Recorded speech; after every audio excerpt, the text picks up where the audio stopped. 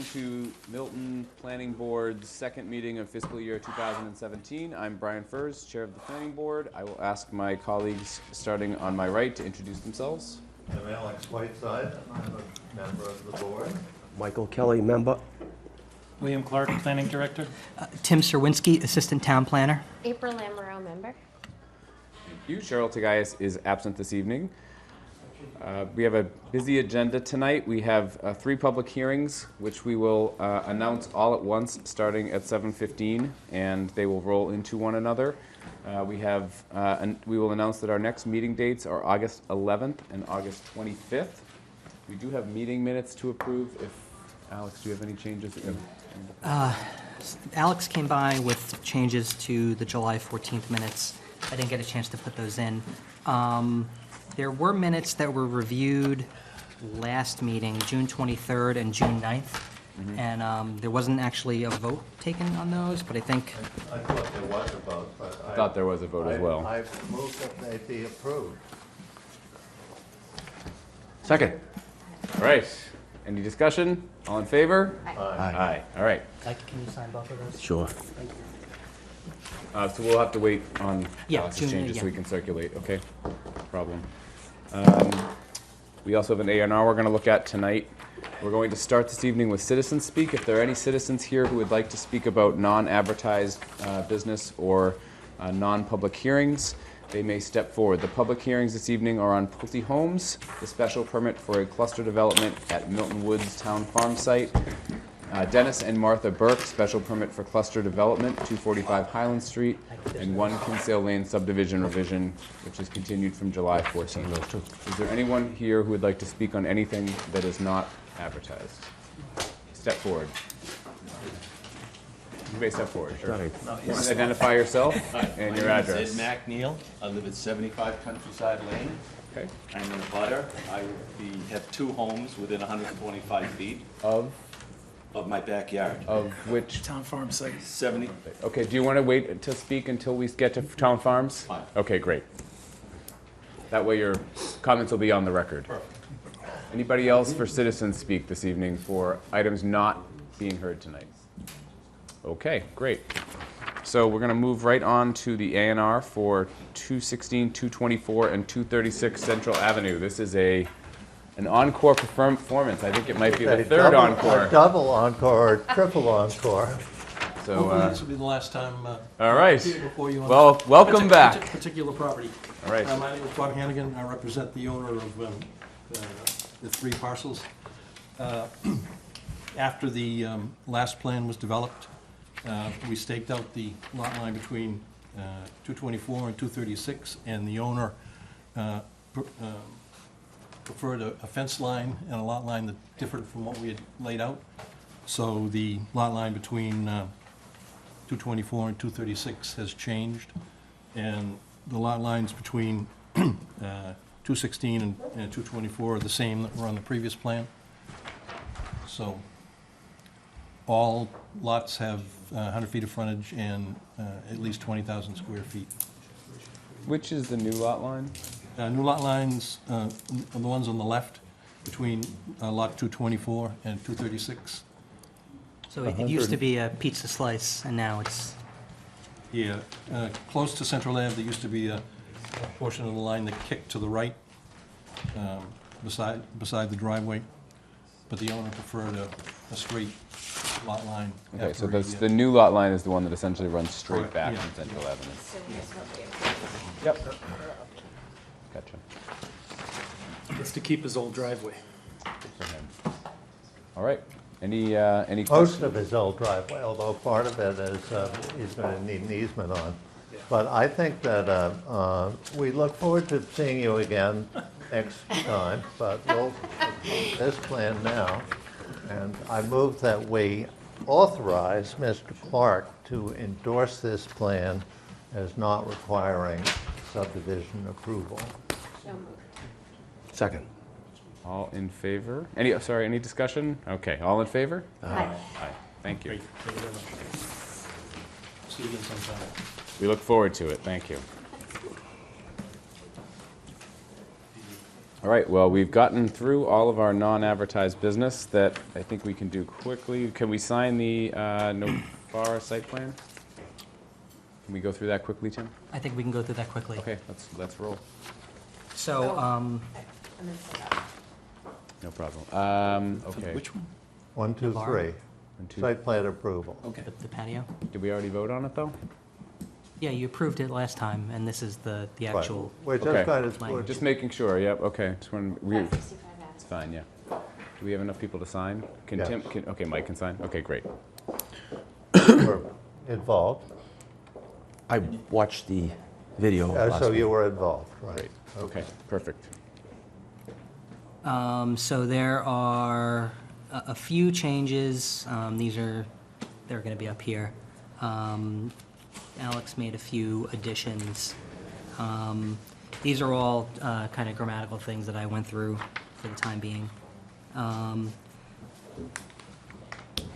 This is a formatting, just putting the new language that's going to be in the decision in quotes. This is sort of the substantive changes that Alex suggested. Inserting the use of temporary canopies or sun tents as shown on the rendering accompanying the modification application, and then adding during warm weather.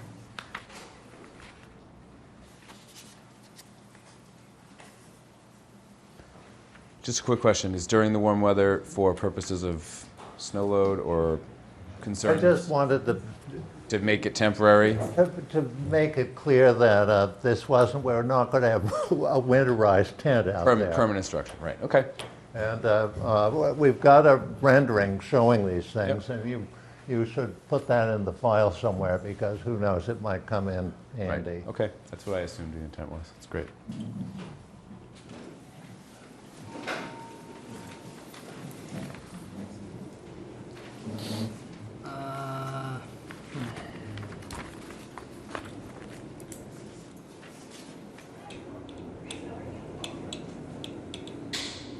That's just generated by or on account of the outdoor seating.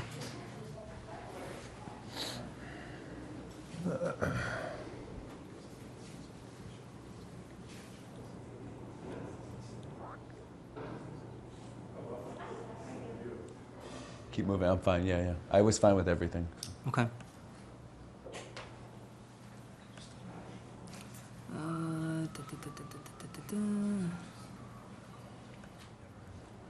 This is just more warm weather. No live entertainment on the patio. Any noise that's piped in at a low volume. Thought that was a good addition.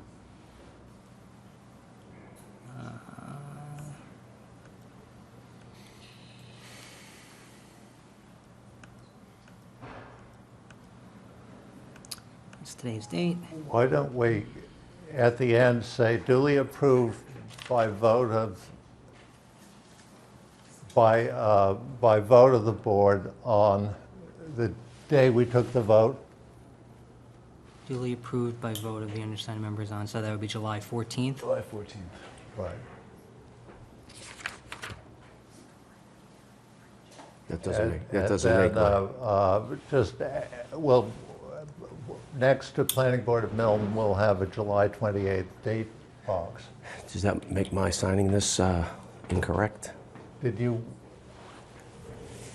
Okay, you're going to vote, okay, we'll re-vote this. We can re-vote this by the members on July 28th, You because 1, watched 2, this, you 3. watched it, right? And you signed the paper? Okay, great. So I'm going to keep Okay. July 28th. I move that we approve this Alex, modification. can I add something? What? Because the original issue that came up with this was, and I had emailed about this, the Traffic Commission had voted a new location for the loading zone.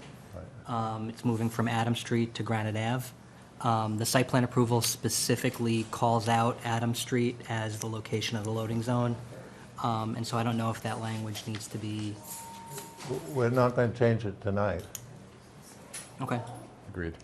I just, and I know we don't want to belabor this because I know you want to get through this, but I see up there that this permit is good for 6 months. Yeah, Did I read that? yeah.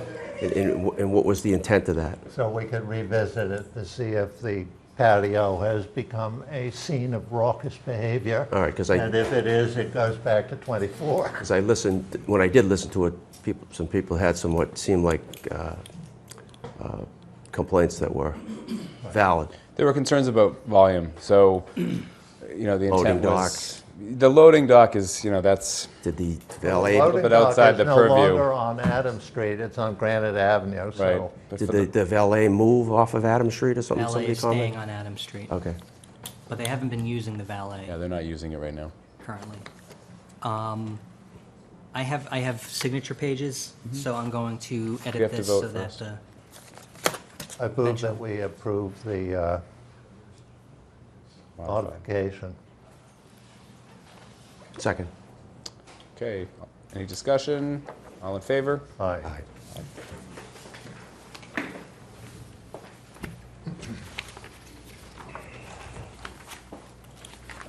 and then Marion drew up some language regarding the loading zone that I'll forward around, and you can take that up another time. Yeah, Mike, the concerns that were raised were mostly regarding capacity, and since this didn't change the capacity, we authorized it, but we wanted the opportunity to review the noise, which is where the other concern. Somebody commented some of the trucks that were There may be unloading. a route that we want to approve, or dollies. Is your pen Right, blue? we may. So, Yeah, Purple. for the zoning, for the loading, Go right? on. I I don't can't want to use just that. address the loading on the fly.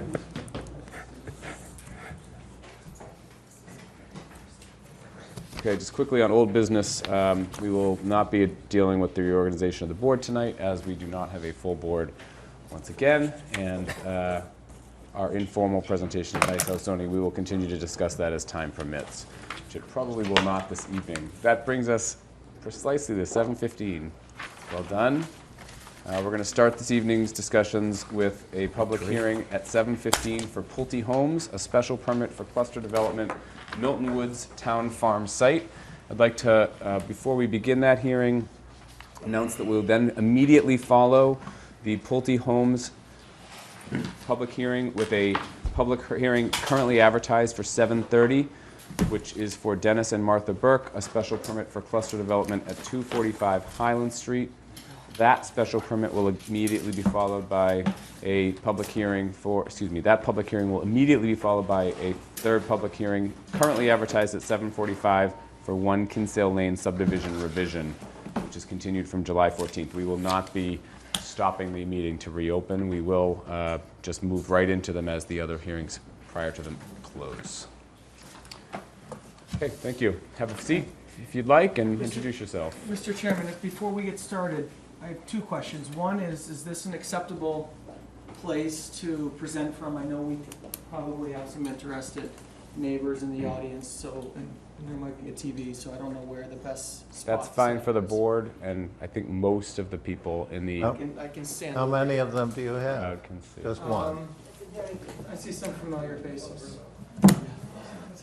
And then the second question I have is, I just heard that there's not a full board tonight, and I was wondering if you could explain that a little bit further. And I know some towns and some boards adopt the Mullen Rule, and the board members are able to watch. We work by the Mullen Rule, so as long as no member misses more than one meeting, they're able to watch the hearing and sign in that they certify that they did watch the hearing. And we have it live, we have it on file for them to watch. Would It's you, being televised and taped, so Yeah. they will, would it be fair assumption that the member not here would watch the tape and typically does so? yes. Okay. Thank you. You're welcome. Okay. For the record, my name is Mark Mastriani, and I'm here with Reed Blue. We're from Pulte Homes of New England. Good evening. And we are the applicant of the 23-lot, single-family subdivision request for special permit that's before the board tonight. And with me tonight is Mike Rosati. Mike is with Marchand and Associates. They're the engineering firm who is taking us through the approval process and doing all of the necessary engineering.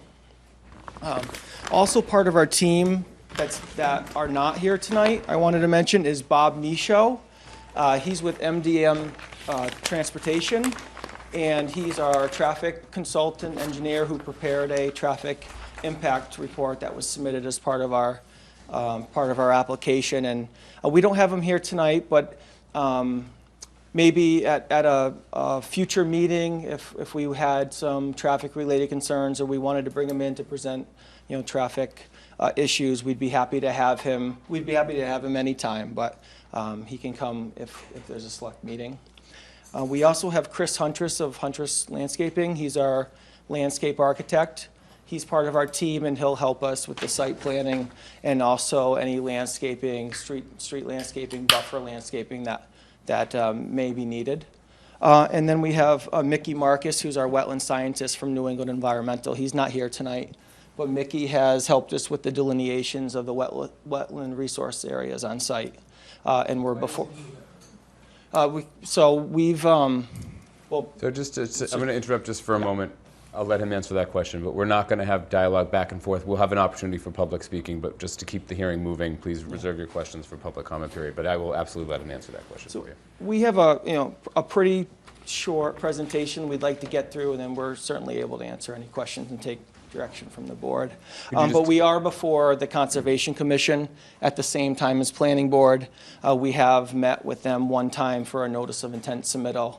And a lot of the wetland-related items are typically handled through that commission. But certainly Mickey is able to come to any meeting that at your discretion. Okay. Okay. Before you begin, I just want to quickly ask the board, we have a technical review here. Do we want a brief review from Tim before we start? What's that? Do you want a brief review of the technical review from Tim before we go on? Why don't we get their viewpoint, Okay. get the technical review, and if there are further questions. Sounds great. Okay, thank you.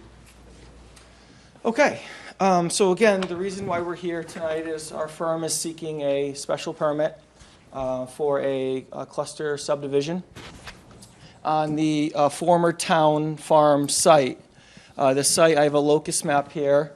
The site is at the end of Governor Stoughton Lane, and it borders Unquity Road. Unquity Road is to the west. The Quistit Brook condominiums are to the north. At the end of Governor Stoughton Road is obviously Canton Ave. And to the south and east is Countryside Lane and Whittier Road, which is a residential neighborhood to the south and to the east. Okay. A little project history. The owner of the site is the town of Milton, acting by its Board of Selectmen, who are acting as trustees of the will of Governor Stoughton. And a few years ago, the trustees put out an RFP to do a development of this parcel of land. It's currently being underutilized. It was left to the trustees many, many centuries ago to benefit the poor of Milton. It's currently being underutilized, and the trustees put out an RFP to do a development here and to be able to help the poor of Milton.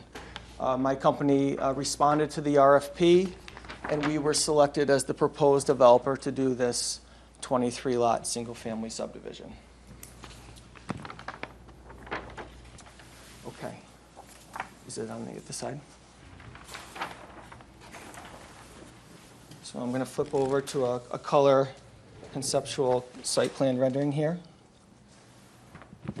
The total town farm parcel is 34 acres.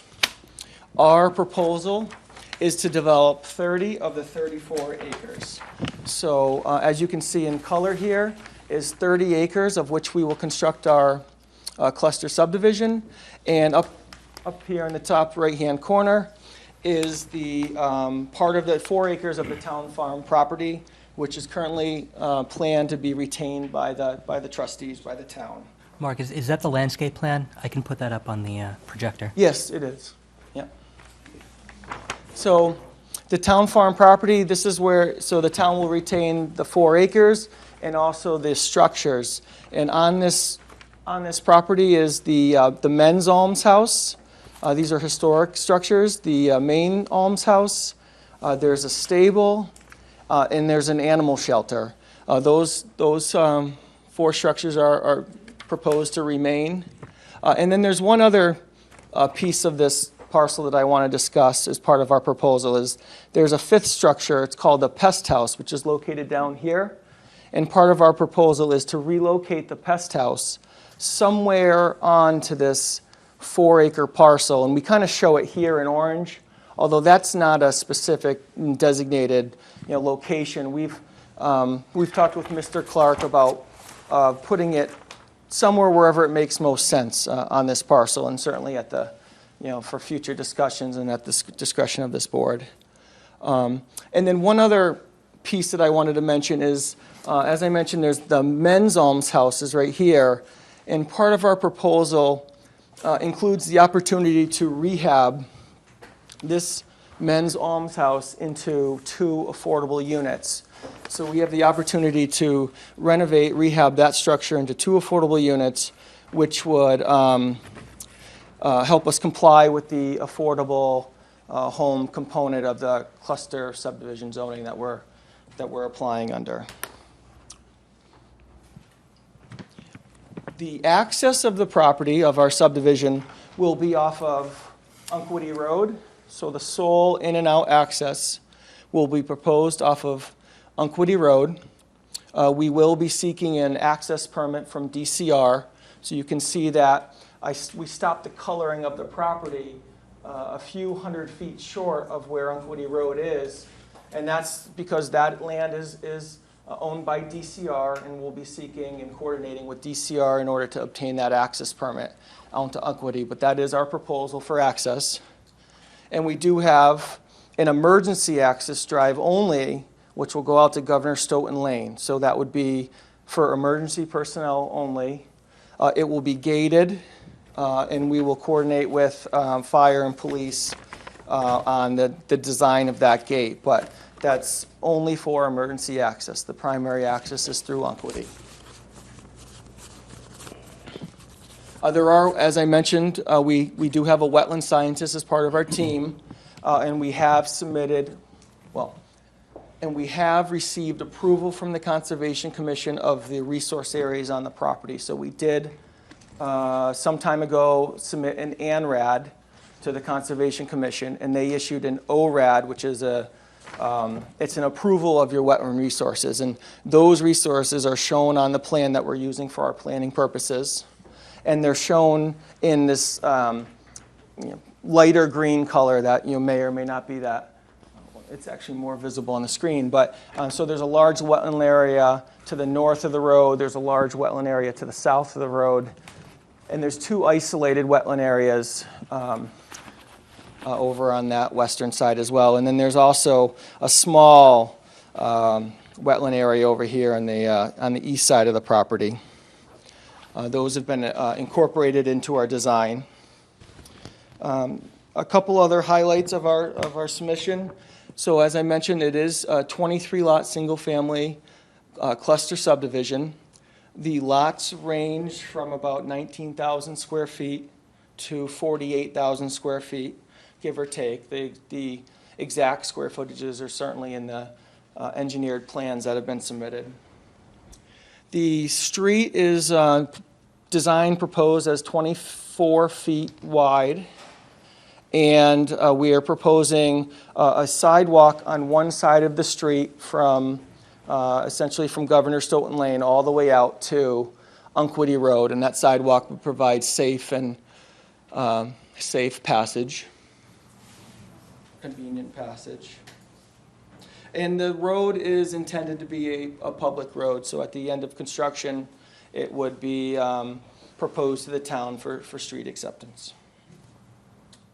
There is an open space requirement in zoning. It's 35%, and we have, as part of our submission, we have provided a minimum of 35% of open space, and it's mainly achieved by an open space parcel, again, to the north of the subdivision road.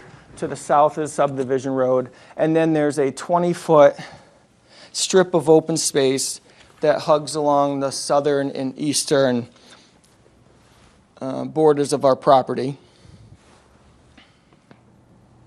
And the open space is proposed to be owned by the homeowners association that would be formed by the residents of this development. And we would propose to place a restriction on the open space that would prevent further development, sort of a conservation restriction that's in the zoning.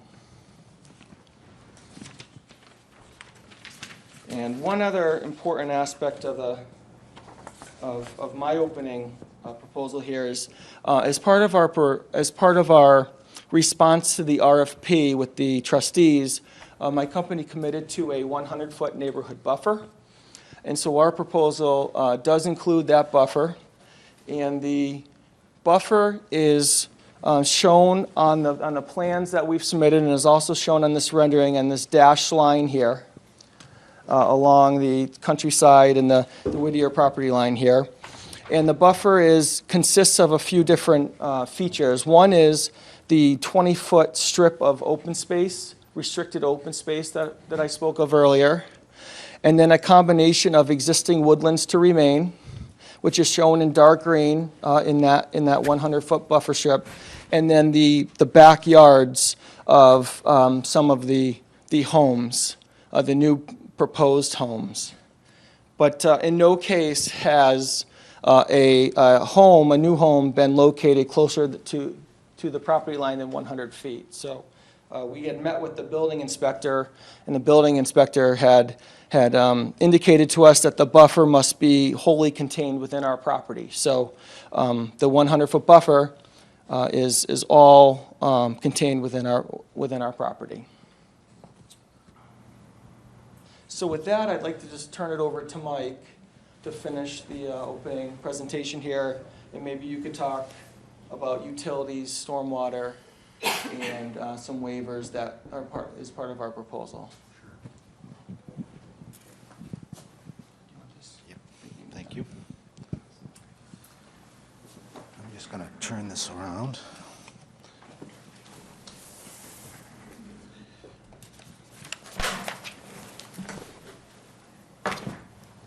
This is a 50 scale representation of what you're seeing up there, and a little bit more engineering plan than a concept like that. I wasn't sure if everybody could see up there, and I'd like to use that if I could, that this was the 20-foot open space. This is the 20-foot open space that Mark was referring to, abutting countryside, and this is the green area here of natural trees. So when we first started this project, we realized that this was a sensitive area. So the first thing we needed to do is provide access off of Unquity Road to the project up in this area here. So that location, we consulted with the traffic consultant, and this location was chosen based upon the sight distance for the curves that exist on Unquity Road. There's a curve that comes this way on this end, and a curve that comes this way on the bottom end, and this is positioned to give us the optimum sight distance on either side of the proposed access. And then from there, we have these wetlands that we have to try to guide this road through, and that's what you see here. We see the road coming up the hill and snaking through this area here, and we're trying in all of this to not fill wetlands and to keep it as far away from the abutters and countryside as possible. We then come up to the top of the hill, which is in this area of the site, and then the road comes down slightly to the end of the road here, and this part of the site here is lower than the top, obviously. Trying to reach grade back here because it falls off just a little bit. So in order, this gets a little technical here.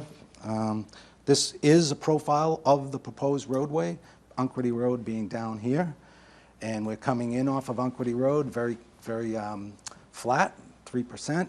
and then we start into our 8% grade, which is the maximum allowable grade by the subdivision regulations. We've created a high spot in the road here, which is just into the site from Unquity Road.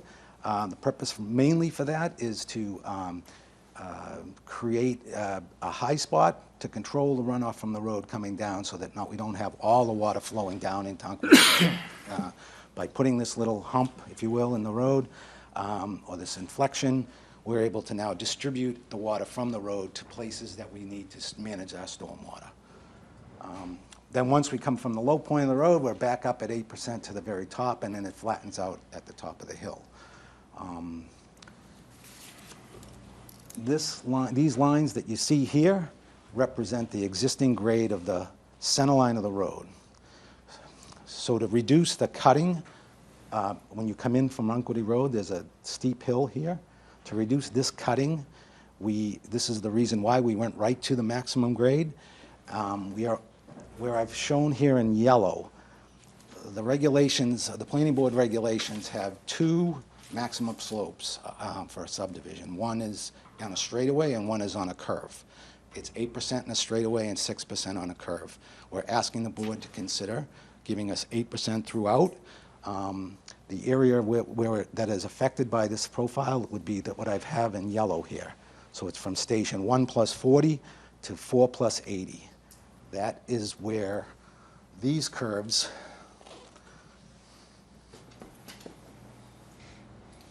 right here are occurring. So that is the reason for that waiver request. And we're trying to, like I said, to minimize the impact on the surroundings by doing that.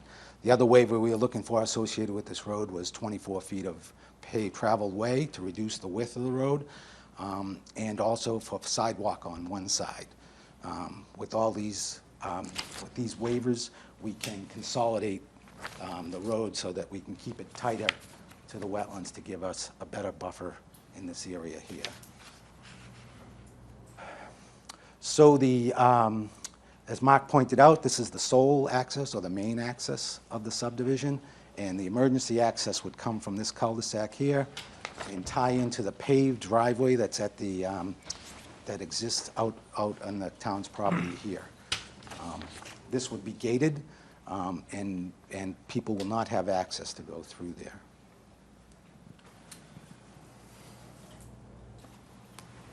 As Mark pointed out, the lots are anywhere from 19 to, I think, 40,000 or something like that, but an average of around 25,000 square feet. We have, basically, that constitutes a lot coverage somewhere between 15 to 20% of house area and driveway impervious area. We are providing 13 acres of upland total, and 8.5 of that is upland open space, excuse me. The lots are going to be serviced by water and sewer, gas and electric. So the electric and the gas are located in Governor Stoughton, and we will be extending those through the easement that we have for the emergency access into the subdivision and terminating them at the end of the subdivision here. Water and sewer are located from Countryside. The sewer and water comes down this lot line onto our property and runs down to Unquity Road and crosses Unquity Road just below us. So at this corner right here in the easement, there is a water stub and a sewer manhole for us to tie into, and we will be taking the water and sewer from this point across this lot into the road, and from here to service these lots here and here. So the sewer will come in, it will tee off and end here, and it will end here. The water will come in, it will end here with a hydrant, will then be extended all the way up through the easement and to the end of the existing water main at Governor Stoughton. This will provide a continuous loop now for the water between Countryside, this area of Countryside, and the end of Governor Stoughton, so that will not be a dead end anymore.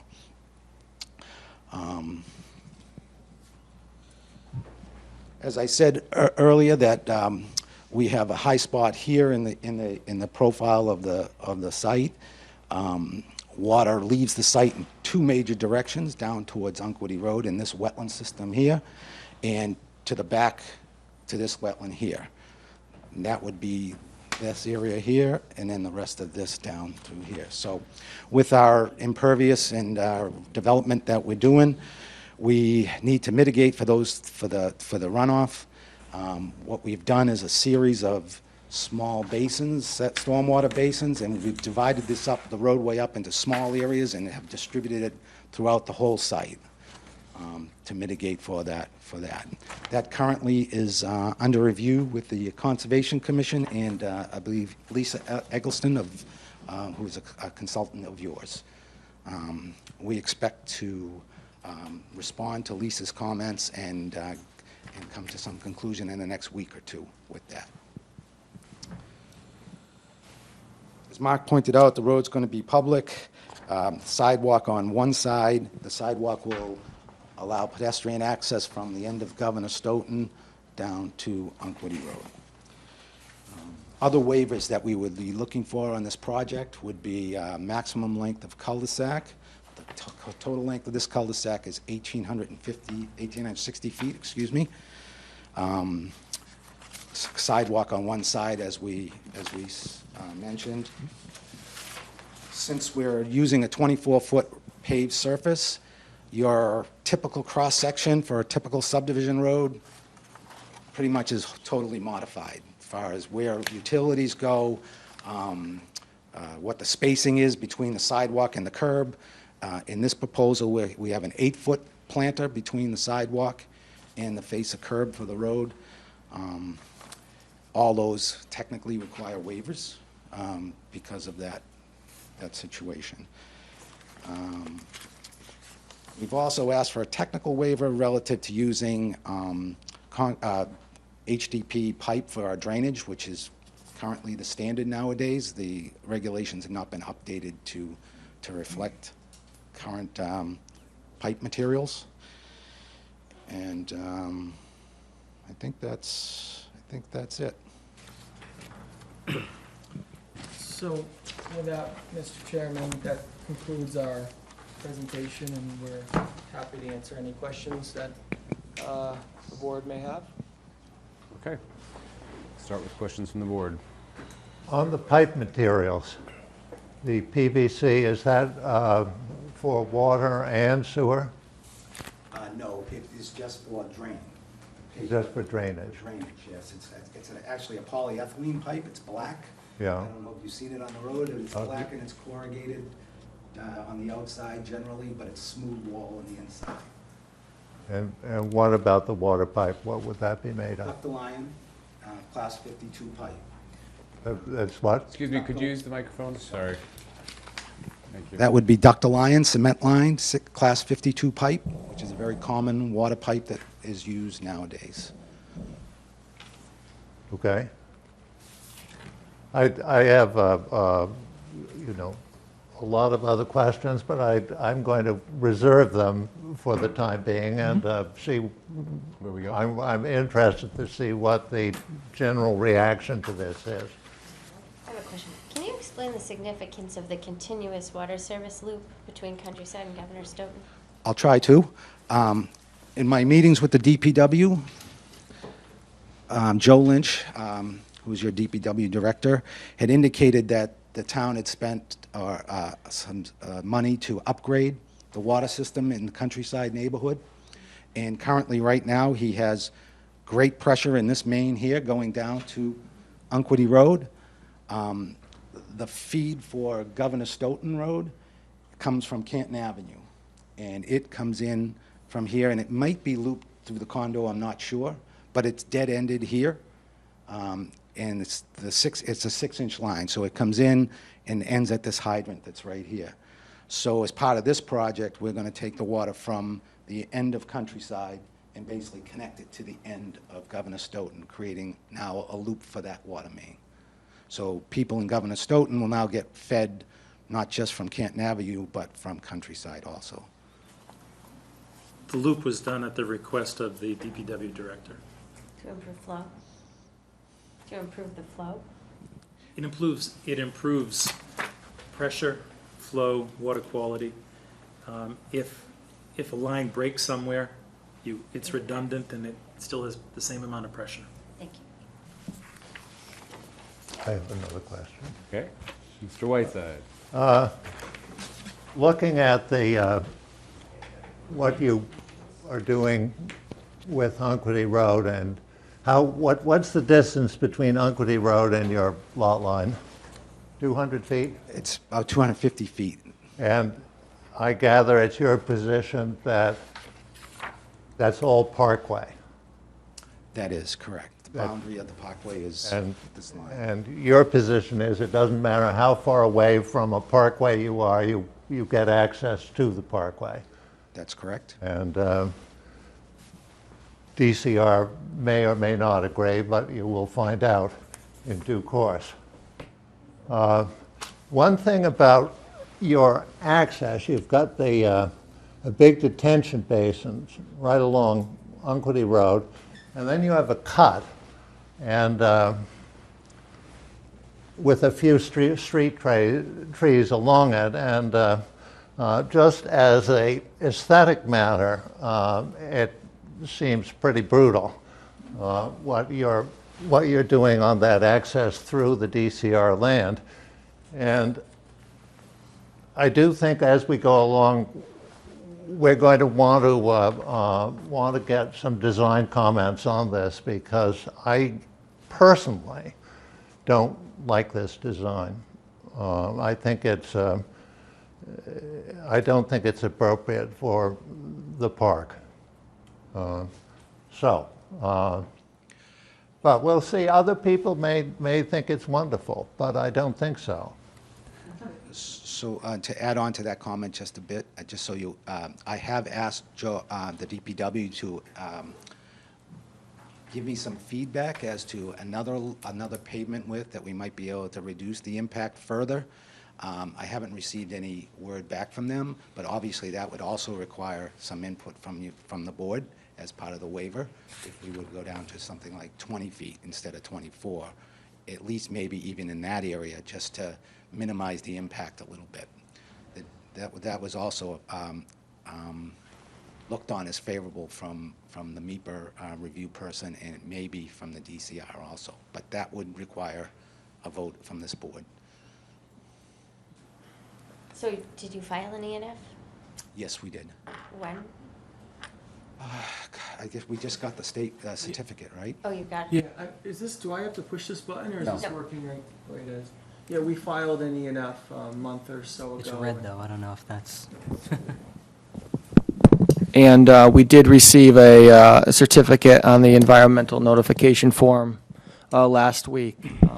And one of the comments that came out of that, as Mike mentioned, was to look to see if we could minimize the disturbance through the DCR land. So Mr. Whiteside seemed to be harmonious with the comments that you're sharing. So And you don't require an EIR? we do not require an EIR, no. No, actually, the only trigger we needed for the MEPA review was the fact that we needed an access permit through DCR, and that we were affecting more than 5 shade trees of the public shade trees. So, so they considered all of the trees within the DCR land shade trees, and so so that's why we filed, and we did receive the certificate. Tim, can We you have, circulate the certificate for all of us? Could I get that certificate? absolutely. It's I would online. assume you were all copied, but we can provide I'll- that to you very You get it. soon.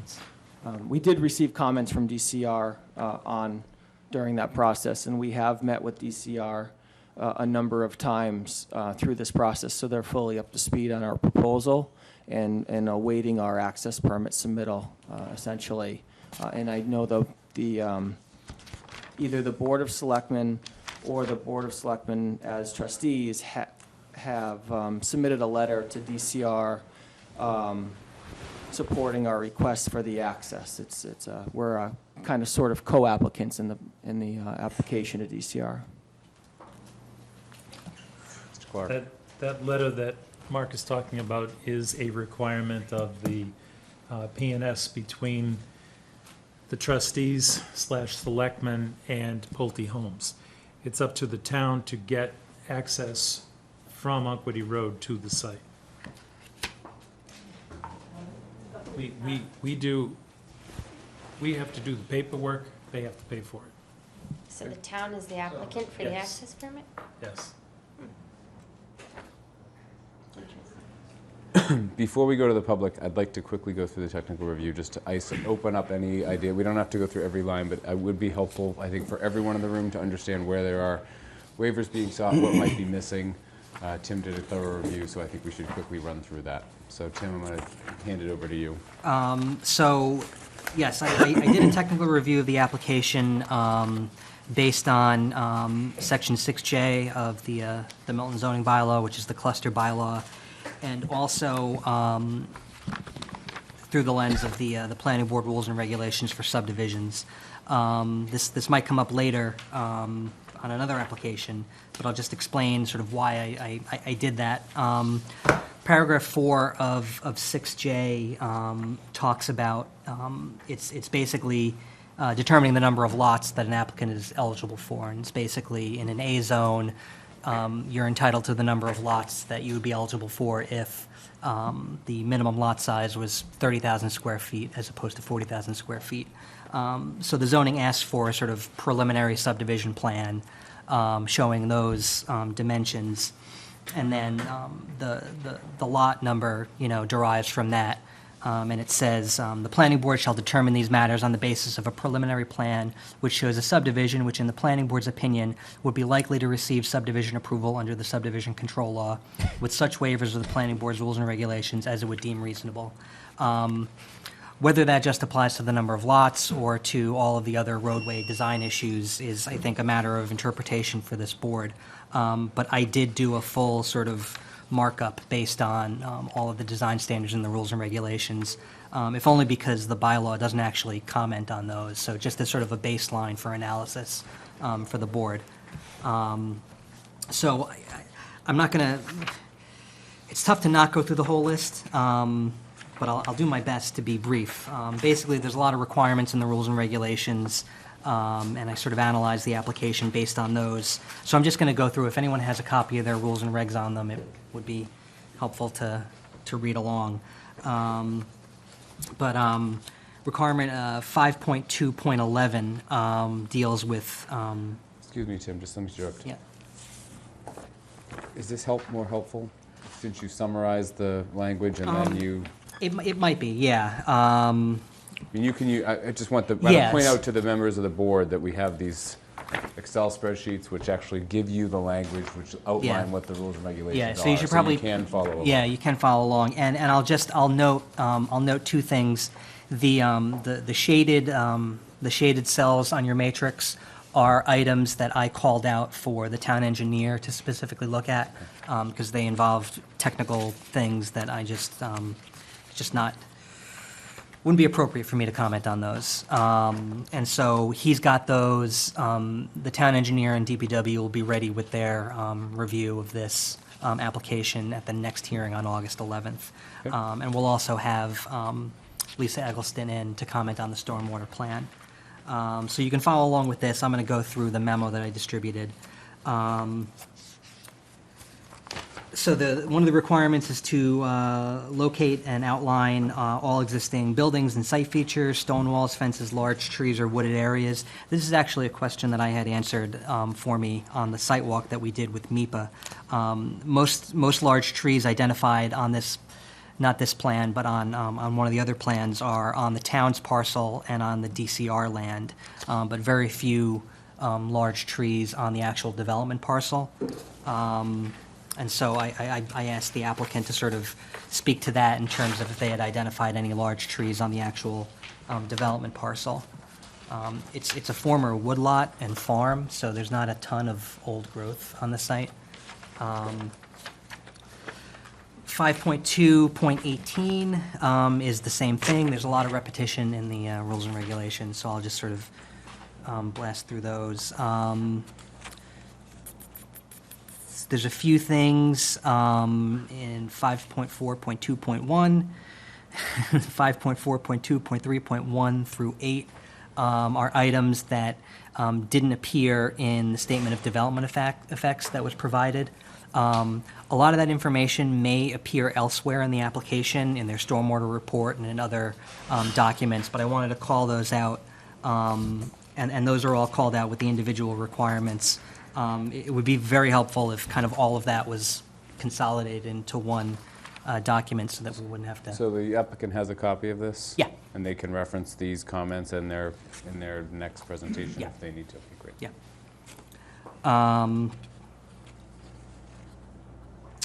6.1.10, and this is going to come up as well, and this is mentioned in the presentation. Applicant's only proposing one sidewalk. The rules and regulations require two sidewalks. 6.1.11 and 12 deal with the length of the road. This is another waiver that's required that they've already requested.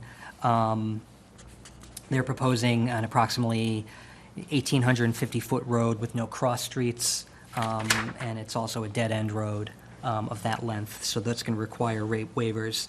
And then the other waiver that they requested is the 8% grade on the curves between 1+40 and 4+80 on the roadway. 7.4.1 deals with the cross-section, and that again is applicants only proposing one sidewalk. They're proposing a reduced pavement width, which will affect the placement of the utilities. And they're proposing a reduction in the crown of the road from 5 inches to approximately 4¼ inches. The utility location is something that the engineering department is going to be looking at and offering comment on. But I also noted that the utilities should be shown. There's a cross-section detail on the definitive subdivision plans. It's one of the later sheets. The utilities should be shown in that section, just so that we can know what the depth and the location is. 7.4.5.1, only one sidewalk. 7.4.6.3 deals with street trees, and there's a minimum caliper width for those. The applicant is proposing 2-inch to 2.5-inch caliper trees, and that requirement requires all trees thus installed shall be a minimum of 12 feet in height and a minimum of 3 inches in diameter, measured 1 foot above the ground and spaced approximately 50 feet apart. They're proposing 2-inch to 2.5-inch. I think it might be appropriate to arrange a consultation with the tree warden to talk about not only the size, but also the species of the trees. Does the tree warden have the list that the planning board has recommended in the past? Yes. Yeah. Okay, thank you. Requirement 9. Before you get off the trees, can I say one thing on it? Yep. The trees as proposed here will not be within the right-of-way. They'll be on the properties, so that the trees go with the individual lots. Meaning they can be taken down, I assume? Is that what they, No. okay, They'll come back with that. They'll give that explanation to you in a while. okay, But it means that they're set back further. gotcha, okay. And then requirement 9 requires an alarm pull box or an alarm system, a fire and police alarm system approved by the wire inspector under the guidance of the town engineer. Shall include one fire and police alarm box for each 1,000 feet of way or any fraction thereof within the subdivision. There's a fire alarm pull box, but there's no detail for the kind of service to that. And then I also noted that we'll have to arrange a consultation with the fire and police chiefs for their needs on that. So those are and there's a few other repetitious ones, either waiver requirements or questions that I had for the applicant. And you guys do have this, right? I sent this along. Yes, thank you for that very thorough review, and we intended at the appropriate time to put together a comprehensive response to all of Tim's comments and questions and provide that to the board. So the second part of the review is for the actual requirements of the cluster bylaw, section 6J of the zoning bylaw, and you have a sheet like this. So I'll just, let me read what the bylaw says. The planning board shall grant a special permit for cluster development pursuant to the authority of and subject to the conditions in section 9C, if it finds that the proposed cluster development meets the requirements set out in this subsection, provided that the planning board may permit modification of the requirements if it finds that such modifications are needed to enable the application to go forward, and if it finds that modifications are reasonable, compliant with the law, consistent with the purpose of this subsection, and without any adverse or undesirable impacts. So the purpose of this part of the review is to identify potential modifications that the board will need to consider for this application. So paragraph J4 talks about what I mentioned earlier, the preliminary subdivision plan to determine the number of lots. And one of the requirements there is that each lot has a non-wetland area suitable for construction of a dwelling. And I have, and for folks watching at home, all of these documents as part of the application are on the Milton, Town of Milton website. If you go under current projects on the homepage, Governor Stoughton property, these are all of the application documents that we have. So these are all up there for your review. I'm just going to bring up the preliminary conventional subdivision plan and just show, this is basically if you were to do a conventional subdivision with underlying zoning size lots, this is potentially what it would look like. There are a few lots that you could argue that there's not suitable space for a dwelling. But the note that I put in here is that the plan calls for fewer lots than are allowed by the cluster bylaw. And what I mean by that is each of these lots is each greater than 40,000 square feet, whereas the bylaw says the lot should be 30,000 square feet. So it's kind of an odd little thing where, yes, there might not be suitable space for a dwelling, but these lots are also much larger than they could be. So I don't know what the significance of that'll be, but If I may, we haven't submitted it yet, but we have a modified by right subdivision plan using the correct size lots, which hopefully will address your concerns. Section J5, the zoning limits impervious coverage on a buildable lot to 35% or less. There are conceptual footprints and driveways shown on the plan, and obviously these are conceptual, but it would be helpful if there's any estimate or calculation of impervious coverage. It would help us analyze that requirement. Mark talked about the potential to do a restoration of one of the historic structures on the town's parcel as affordable units. The application didn't actually include any information on that, so I know that might sort of be tied up elsewhere, but you know, the more information we can get on that, the better. J9 through 10. So this deals with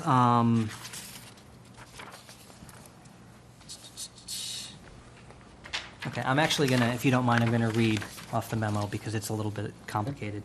The definitive subdivision plan includes land use calculations that indicate open space, wetland, and upland areas. The majority of the open land in the development is divided between the two large parcels, open space parcel 1 and 2, that were mentioned earlier. Those parcels comprise 13.22 acres, or 45% of the 29.69 total acres of the development parcel.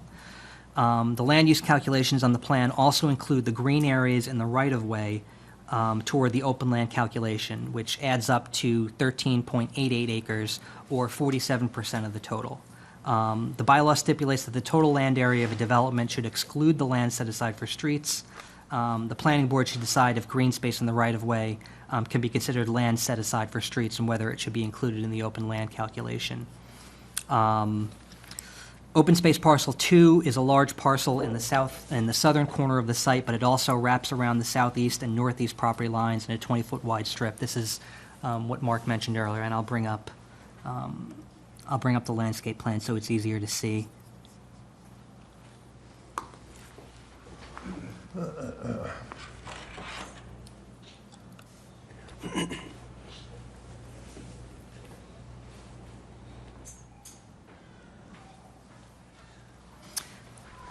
But basically, the open space, as you mentioned earlier, is in sort of this large portion, and the sort of the 20-foot strip along the property line down here, and then angling up along the rear of the Whittier Road properties.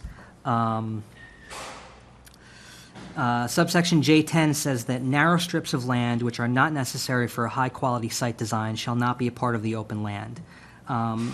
That strip, that 20-foot wide strip, is approximately 37,600 square feet, or 0.86 acres.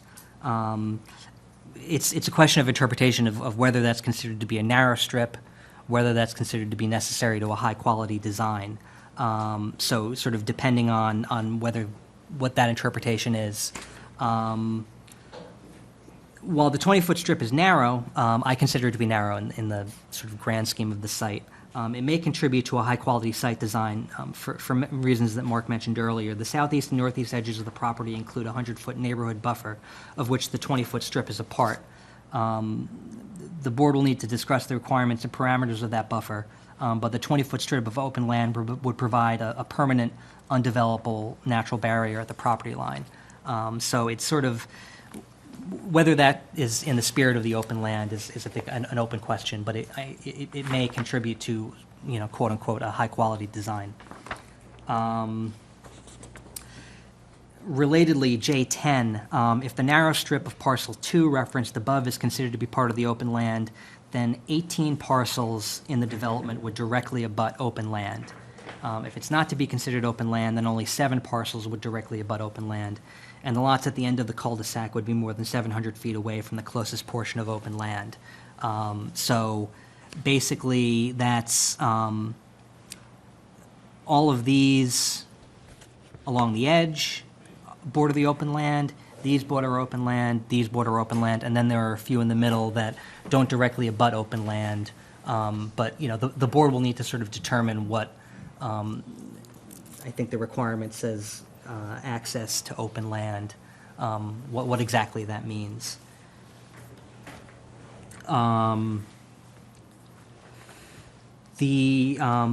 Mark, you mentioned earlier a homeowners association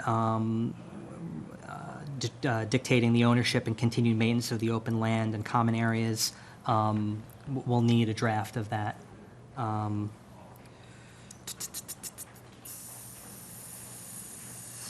There's more on the trees. J15BA, and this goes to Alex's comment earlier about earth moving. The requirements don't really have very specific language about what is a lot of cutting and filling and what is an appropriate amount, so that's something that the board's going to have to just keep an eye on. Subsection J15BF says that the buildable lots shall not be located in such a manner that densities of dwelling units are increased in the immediate vicinity of any existing dwelling beyond the increase which would be caused by a conventional subdivision. The density is increased along the rear property line of Countryside Lane abutters, but the sort of the mitigating factor that's not laid out in the zoning but is provided in this plan is that 100-foot neighborhood buffer as sort of a mitigating impact to that density. J15BH requires adequate, safe, and convenient arrangement of walkways, paths, driveways, and parking areas. I'll just use this as another opportunity to mention that sidewalks are only proposed for one side of the street. And then there are other things mentioned in the subdivision review about the walkways and roadways. And then the last one is J15BJ. The dwellings on the buildable lot shall be conveniently accessible from the street without extreme or ill-designed cuts or fills, and without removal of trees or natural features beyond what is necessary to a site design meeting the purpose and requirements of this subsection. The cluster bylaw doesn't have specific frontage requirements like the underlying zoning does. That said, lots 5 and 6 and lots 12 through 15 have very little frontage on the proposed road. There looks to be a shared driveway situation. I don't know if you interpret that to be suitable access or what. But it's sort of, it's different from a traditional subdivision in that there's nothing that says that there's got to be frontage on the road, although most of the lots do have frontage on that road. So it's sort of something that's different from what's laid out in the rules and regs, and just, keep an eye on that.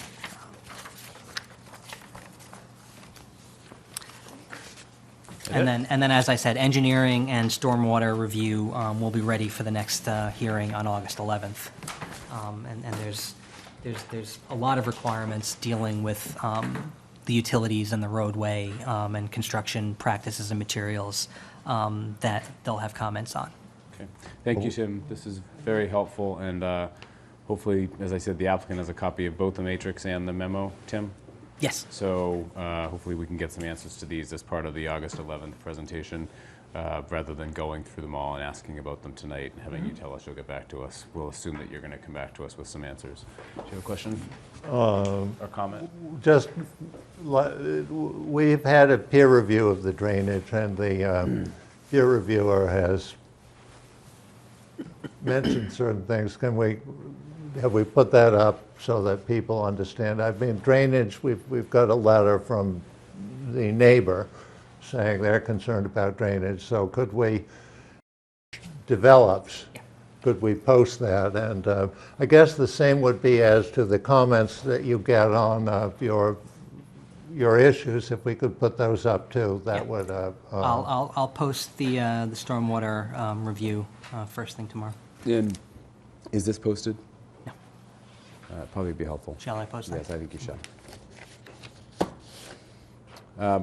Before we go to the public, which we're going to do imminently, there's several mentions in here about significant trees, site conditions, etc. And I know at least one member of the board who isn't here right now will be very concerned about those items, and I think we all are as well. So it probably makes sense for us to think about a site walk. I know one just happened, but I don't think this board was included in that, so it probably makes sense for us to think about scheduling one, because I think it's going to come up eventually. It would be good if they could identify the significant trees that'll be saved along countryside. Okay.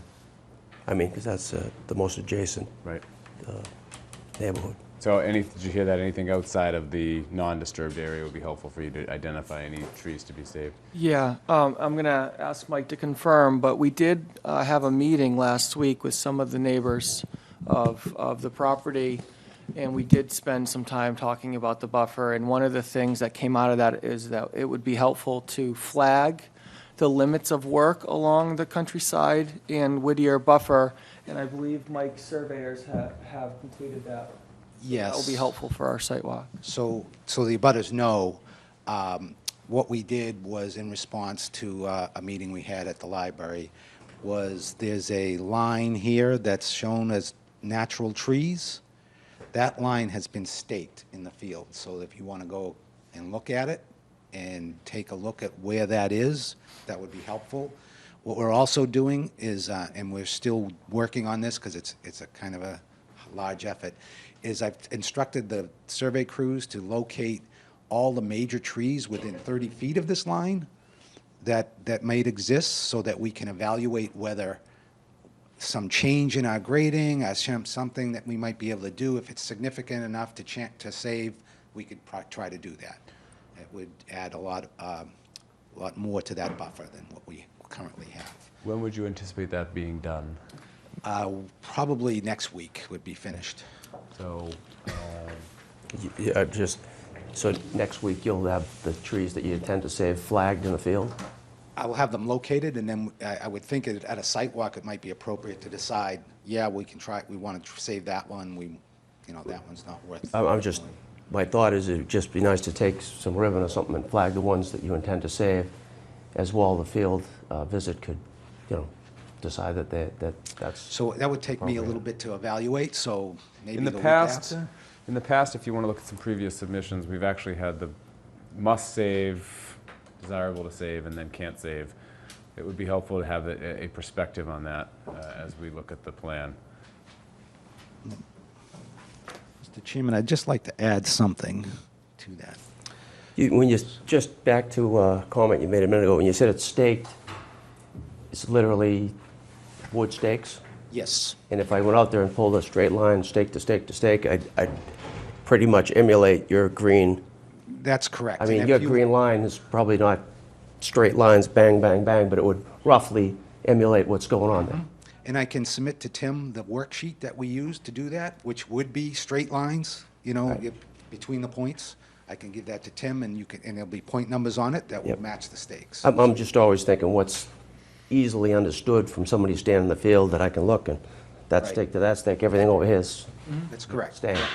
And we weren't going to stake it, we were going to flag it, but we realized that there may be some back and forth, and we'd like to know exactly where we are in the field when we're talking about it, so that there's no ambiguity. In that case, what I said a minute ago about, putting ribbon on the tree, maybe with your straight line staking, you can identify the ones that are close to that borderline with the assumption that everything that's outside of your property or away from your property would be saved. Yeah, and I think there's an opportunity that if there are some valuable trees over what we've conceptually shown on the plan, once you see it in the field, we would be able to flag those too if we're able to save them. I You're- think that's the intent of the, You're on board with my thought. If Yeah, I absolutely. shoot a straight line from here to here, yet there's a big tree that's absolutely, on we're this side saving of that it. line, maybe with ribbon, we're saving that one. Absolutely. That green line on the bottom stays. The line that you're talking about that they're shooting is that line. Everything on countryside of this Well, line. that's what I just said, didn't I? Stays. Didn't I just say that? If you go straight to straight, everything on the side stays, but yet there's borderline things that we want And they will do to kind of identify. And we have some flexibility right along that line where we think we can, tweak the line if it's worthwhile, and we would like to do that, so. Tristan, want to add something? Yes, I have a picture here, and this is what we call a heat graph, if you want to call it that. But the blue represents the filled areas, and the red represents the cut areas, and the degree of the redness is the depth of the cut, and the degree of the blue is the depth of the fill. So in these areas here, where we have the major cutting and filling going on, chances of saving something probably in those areas is slim. So to actually go out and spend the time to locate, I would prefer not to do that. I would prefer to spend my time trying to find all the trees in these lighter areas here that we could possibly modify the design to actually save if there was something there that you would like to save. On the entrance, Locate those. excuse me, on the entrance at Unquity, which is a deep red, that's creating somewhat of a little valley there to the road. That's right. So that's why I think you were commenting that you're doing a lot of clearing there because you have to grade it back, so you have to cut everything out. So if you are standing on Unquity, I now have a big open swath there that is pretty much clear cut. Could you just repeat that to the public? We couldn't see I'm that sorry. well. I'm sorry I did that. Thank you. Okay. Whoops. Just repeat the blue and the, So the blue, the dark blue is the areas of deeper fills, and the dark red are the deeper areas of cut, meaning that we're in the ground. So where it's like light blue and light red, those are areas where the ground is being altered just a couple of feet below the existing grade. So we may be able to avoid those areas if there's something there that's significant, that's interest of you or ourselves that we normally wouldn't have considered. And so relative to the cut that the gentleman just referred to, my suspicion is it's after we cut it, we will then have to plant it again so that those trees will end up growing back up through that area. You'll have somewhat of a grade there, steep Right. grade, but you'll plant on the grade. Right. And I believe the DCR is also going to, there's some formula they use for every inch of tree over a certain diameter that we alter, we have to give back, whether it's here or somewhere else along the right-of-way. Is most of the cut rock, ledge? Boulders at this point, yeah. We did test holes in all the drainage areas, but we didn't go into these other areas to do that because it was such a sensitive issue. I did do some test holes in the front, right in here, and I was hitting rocks, big rocks. And you can see remnants of them as you're going up the hill. You won't, as far as your cut and fill, you won't use these rocks for backfill. No, I think they're going to have to be hammered and made into crushed stone or something like that. So there'll be somewhat of, you'll be importing material. The rock itself will probably recycle as part of the road base and use it on site. You'll crush the rock on site? Yep.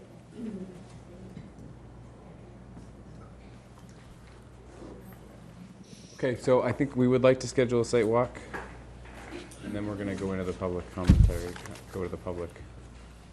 Thank you. So, what says, do we have to advertise that, Bill? Yep. I think we just emphasized that, We have to post it, we don't have to advertise it, we have to Okay. post it. Okay. that the identification, that back line, which I guess you said is already staked, and any flagging of trees that are on the borderline of that staked line you can flag would be helpful, because if we take a site walk, we want to learn everything we can. Yep, so it sounds like we need at least wanna answer the another questions? week to to let you finish that. say 2 would be All right, so I need 2 more weeks. So are we looking at a Saturday morning? It would be August 13th. I am going to be away, I'm almost positive, but Anything like the clearing, why don't we do this? Let's book the site walk outside of this forum. Maybe you can send out work with the applicant to get a few dates for the board to select. just a last comment, Brian. The cut coming off of Unquity, when we go out to site walk, it would be nice to see what you think the width of that would be, that I have to go 60 feet, 80 feet in order to create the grade to come down my roadway. I have to cut back. Just, the limit of work, right? Exactly. Okay. All right, we're going to move into public comment. So if the applicant could step back, we're going to open up the microphones for the public. We have one person speak at a time. I will recognize you when the time comes. It looks like we have a lot of people to speak. And please address the board, not the applicant. We will answer most questions at the end. So we're not going to do back and forth. We're going to try to get through as many of the comments as we can and then let the applicant answer them all at once. And I'm Do you have going a question, or are you just looking to speak? Just a quick comment. Okay, 1 minute. and I'm going to have to ask everyone speaking to the microphone and very clearly say your name and your address. This is for the purpose of the minutes and for Oh, right. posterity. We want to know who you are. So, thank you. Start with you. My name is John Hajar from 89 Countryside Lane. This plan obviously has taken a lot of time. I don't think I really need a microphone, I have a deep voice. It's taken a lot of time. The neighbors have been very concerned about what's going to happen here. And I know the proponents have put a lot of effort and time into making the best plan possible. But there will be a significant impact on the neighborhood, specifically on Countryside and Whittier. And I would just propose to the board that because of it's compensation, more or less, for the inconvenience that the neighbors will incur, that as a matter of mitigation, that a condition be placed that the proponent brings gas line onto Countryside Lane, as there is no gas on Countryside Lane presently. I know right between, there is a paper street, there's an easement there for where the access will be gained for the water and sewer. And that may be the perfect place to bring in the gas line. So that's just a suggestion. I think it would be very good, and I think it would go a long way in, in satisfying the neighbors and again, compensating them for all the inconvenience they're going to incur when this project starts to be built. Thank you very much. Thank you. Mr. Sweeney?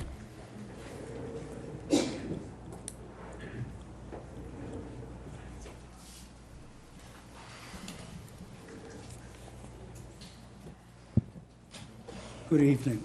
My name is Bob Sweeney. I live at 156 Whittier Road. I had the good fortune of serving as both co-chair of the Governor Stoughton Trust Land Committee and was chair of the Governor Stoughton Trustees when the Pulte proposal was selected. Although my first choice was the Copeland Foundation, it was my motion that was made on June 27, 2011, to select Pulte Homes.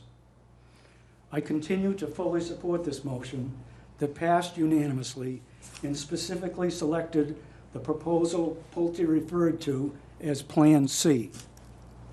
In this plan, Pulte states, "We will maintain 100-foot buffers at a minimum from existing residential neighborhoods." The intent of this 100-foot buffer was to maintain the separation of the Indian Cliffs neighborhood from the start of the new development. Unfortunately, the plan that has been filed with the planning board only has a 20-foot buffer zone. When questioned about this discrepancy, Pulte's response has been that there's a misunderstanding.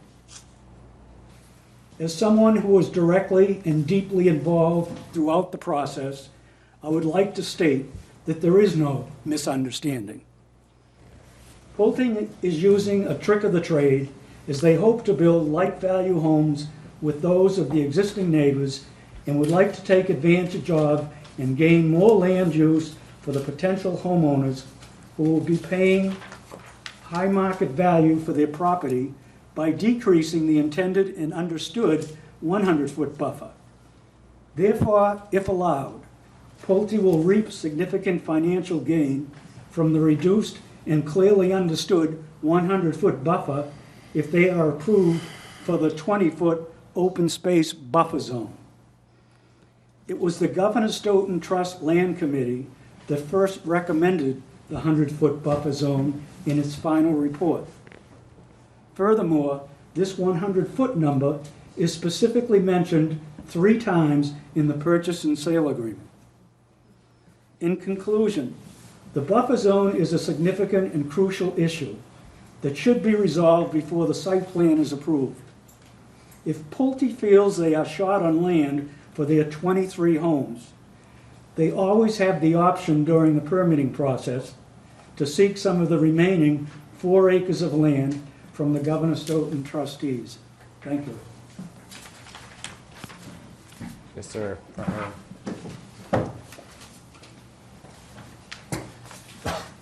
Good evening. My name is Ed McNeil. I live at 75 Countryside Lane. And it's stating the obvious, but Pulte has 5,697 homes under agreement. Their backlog has increased to 9,679 homes. They're one of the largest developing companies in the United States. They're in this for money. I don't dispute that, no one else will. But the town planning board was elected by the residents of Milton to represent us, to do what's best for us. Pulte will make their millions and they'll be gone. 20 years from now, if I'm a resident, who knows what happens to the value of the house, but originally it was supposed to be 100 foot. Pulte started digging in the lot next to me before anything was even filed, that anything, I was never notified. So Pulte is a corporation. They're gonna do what they wanna do. They're gonna keep pushing. But what the planning board, in my opinion, should do is represent all of the residents of Milton. The town was elected as one of the 10 best in the country. It represents the character. I think that also what you're doing is you're setting a poor precedent. Someone else brought it up in one of the other meetings. But Pulte just keeps going and going, and they just roll everybody over. I've been to these meetings. It's so frustrating because now they're talking about 20 foot. And now I have 2 homes that are within 125 feet. I'm not even sure because I was called Kathleen and missed the phone calls. Looks like one of those houses actually is maybe 35 feet from the property line. But what I would hope is that in this world today, everybody is so angry because in Washington, the elected officials, all they do is fight and they do nothing. You're the planning board. You were represented by us. We voted you in. Please do the right thing and keep it at a 100-foot buffer.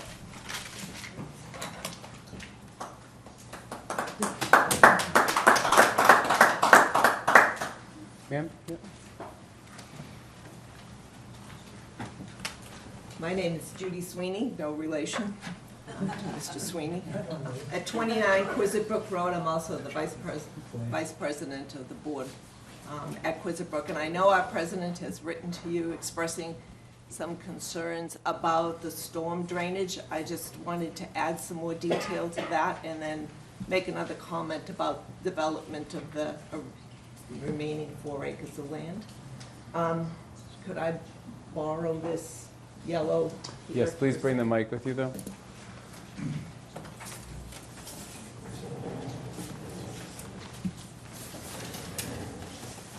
Thank you. All right, I just wanted to point out on this, here is the storm drainage system here. This is the Quizit Brook Circle here. Preacher, which you can't see, Preacher Road is over here. These current areas already get quite wet. You can be ankle deep in water even without this storm drainage system here. So I know that there's been some additional studies of that. It looks to me almost, this is right up to our property line, and it looks like there's some piping for overflow, the 100-year flood, I'm told. So we just wanted to be sure that that isn't going to create any additional water in these areas. There are people in the audience from Preacher Road who already have sump pumps going. We assume that we extend this wetlands area here into the Quizit Brook development, which is why we never developed in this area here. So that's just one additional detail as to why we're so concerned about this storm drainage system being so close to the property and potentially adding to the already water conditions. The second thing is, in this area, we didn't even realize and weren't told when we were presented the information on this plan that there's actually going to be more development in this area. So just, we, like the people along Countryside and Whittier, would be very concerned about any additional development here and maintaining a 100-foot buffer in this area as well. Okay, thank you. Pam? We will get to everyone. Don't worry. My name is Judith Darrell Kent, and I live at 232 Highland Street in Milton. And I just want to go over basic background facts for people who are new to Milton, because I just talked to half a dozen people and they are trying to get up to speed. So this was 5 years ago that the property was sold by the selectmen, who are also the trustees. Is that right? 5 years ago. And this is the town farm. People were getting confused about that. It's also called Governor Stoughton because he sold it. He gave it to the town. And it's 34 acres of land altogether. Is that right? Yes. And 23 acres of land were sold to Pulte? This 30 of the 34 acres is under agreement with Pulte. They have not passed papers yet. One of the requirements is the permitting before they pass papers. And the town sold this property for how much money? Was it $3.5 million? $5 million for 30 acres of land? 30 acres. Okay. I'm sorry. $5 million for 30 acres of land. Is that right? Yes. Okay. Thank you. That was back in 2011, 11? October 26th. Thank you. Would you like to buy it now? Pay 10 now. Yes, ma'am.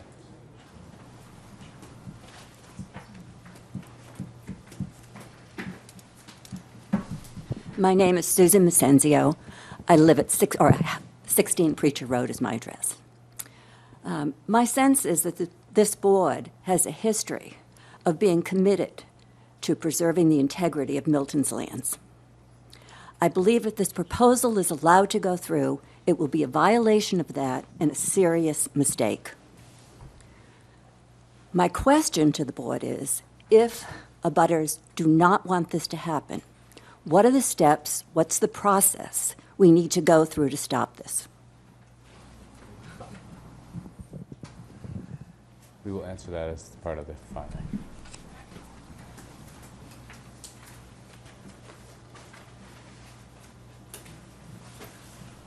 Sir, sorry. You're next. Sorry, I know you're waiting. So you're up. Go ahead. Go ahead, sir.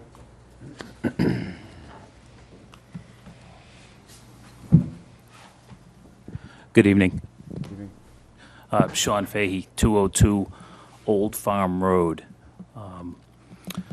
I did attend the meeting that was held at the library, and I was part of a lengthy conversation with both Mark and Mike in regard to the proposed development as it is.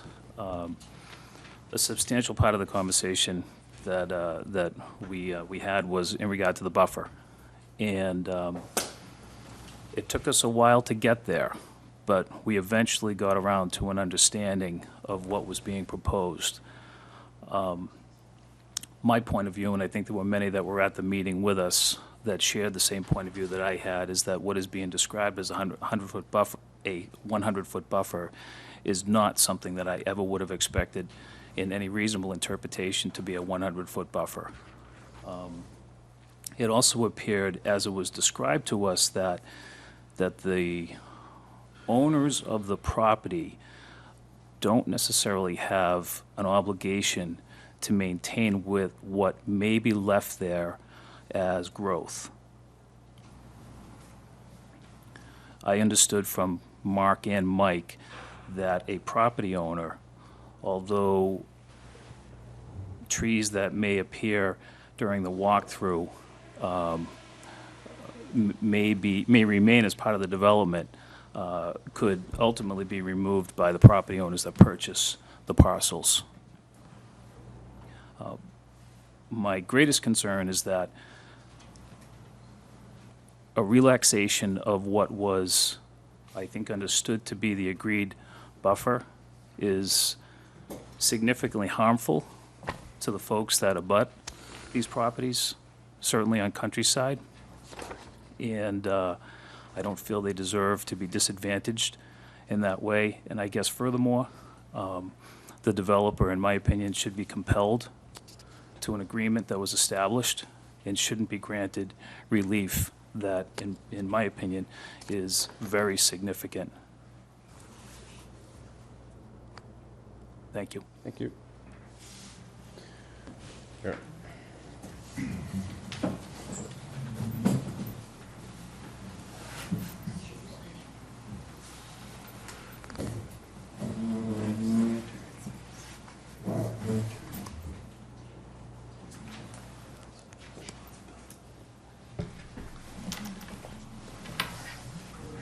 Hello, my name is Carol Stocker. I live at 291 Hillside Street. It's interesting to hear that the town, when it turned down the nonprofit Copeland's efforts to preserve this very ecologically sensitive land, sold it to a for-profit developer for $5 million for 30 acres of land. And I'm sure that this development will have a very bad effect upon the quality of life in Milton and also ecologically on our park system. So maybe it wasn't the best conclusion.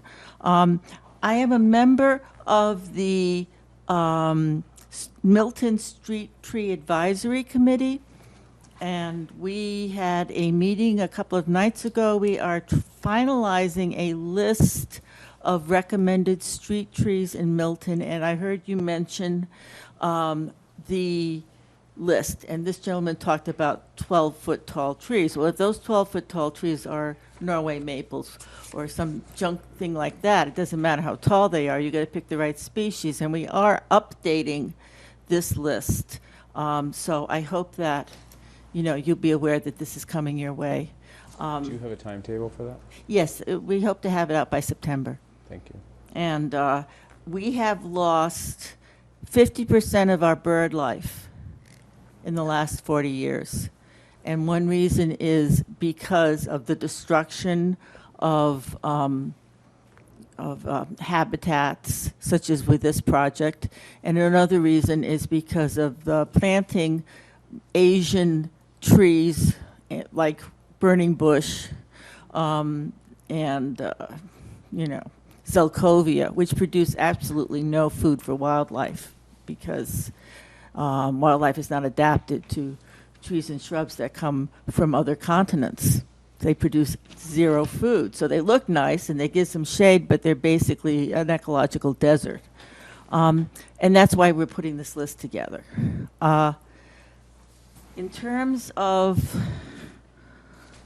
what I'm doing, I want to speak in support of the Indian Cliffs neighborhood and the buffer that they require from the developers. And what Mr. Sweeney had to say.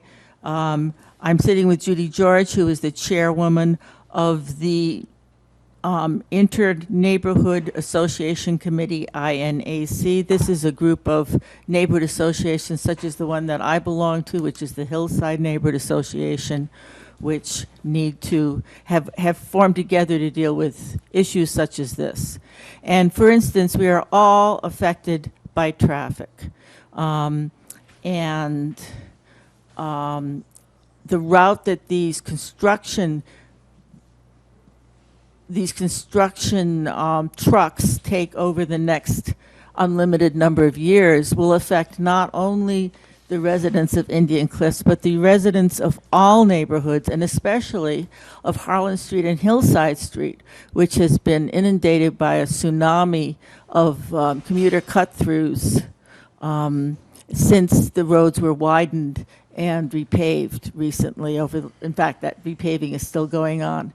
And we're having traffic coming through at 40 and 50 miles an hour. And I had a email from a young mother today who couldn't cross the street with her child. And this is a residential area, and an area which was the last area inside 128 where you had teenage girls on horseback. So under no circumstances does the Hillside Neighborhood Association want these trucks adding to their already extremely stressed situation.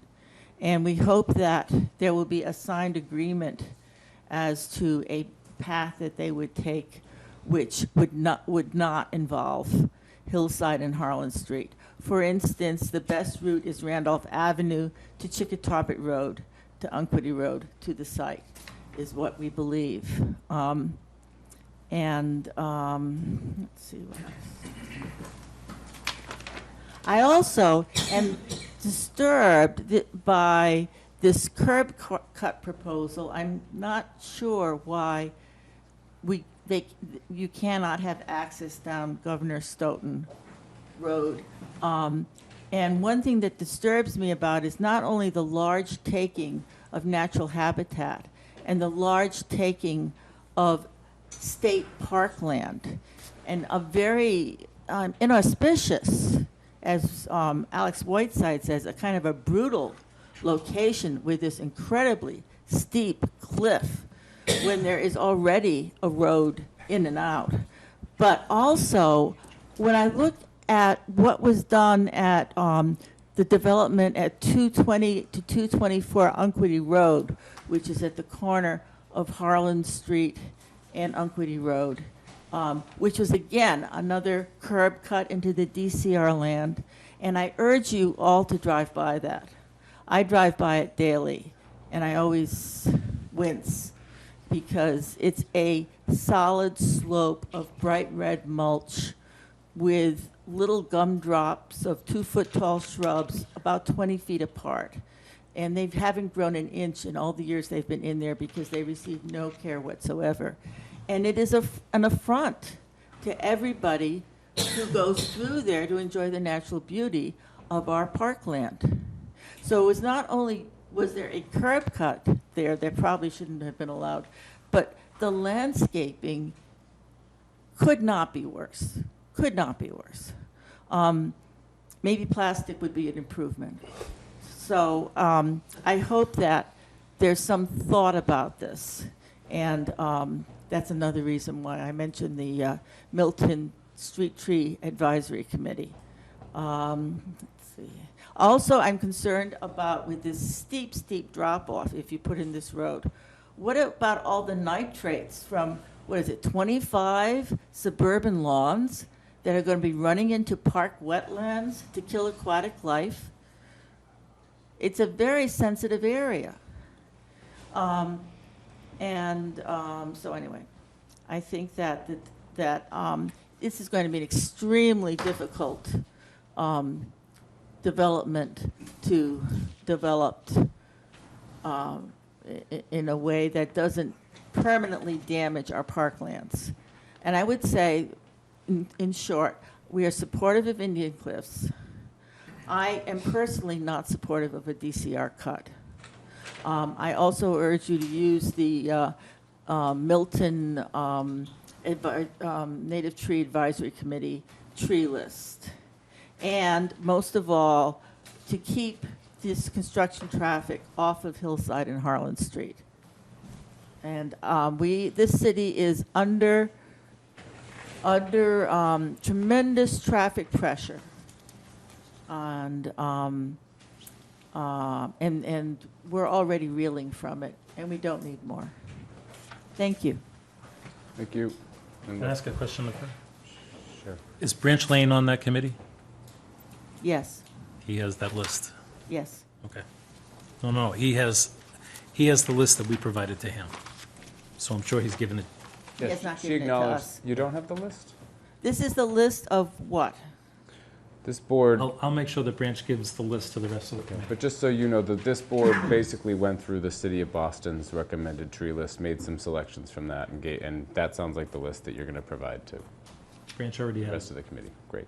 And when was that? 6 to 8 months ago, probably. Okay. No, we're not aware of that. Okay. And this is the planning board committee list? This is the planning board's list. We looked at this as part of the, I think it was the Woodmere application. Might have been, yeah, Woodmere, yeah. Okay, thank you. We'll look into that. Thank you. Ms. George?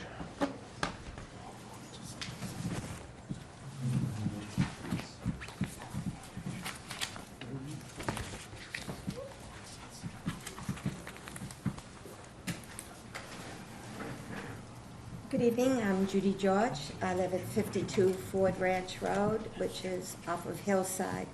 And I've been fortunate to have many chances to come before the planning board as a group was formed, Scotswood's Protection Fund, to absolutely build a financial and legal group of people to protect our neighborhood. And I can see that the planning board is at a crucial time in Milton's history. I can speak on behalf of the coalition. Thank you, Carol, but I'm not sure what my title is. I think Denny Sweeney, who's running for state representative, and myself, and Robert Sweeney, a group of people, brought many neighborhoods together to really ward off what's been going on with developers and those who represent developers, who are town meeting members and part of the political scenery here, to really try, it started out as affordable housing, and it's ending up, it's just a solid profit-making for developers at the expense of neighborhoods. This isn't about providing homes for affordable homes. This is about profits. And I think you heard now from Indian Cliff, they feel the same way.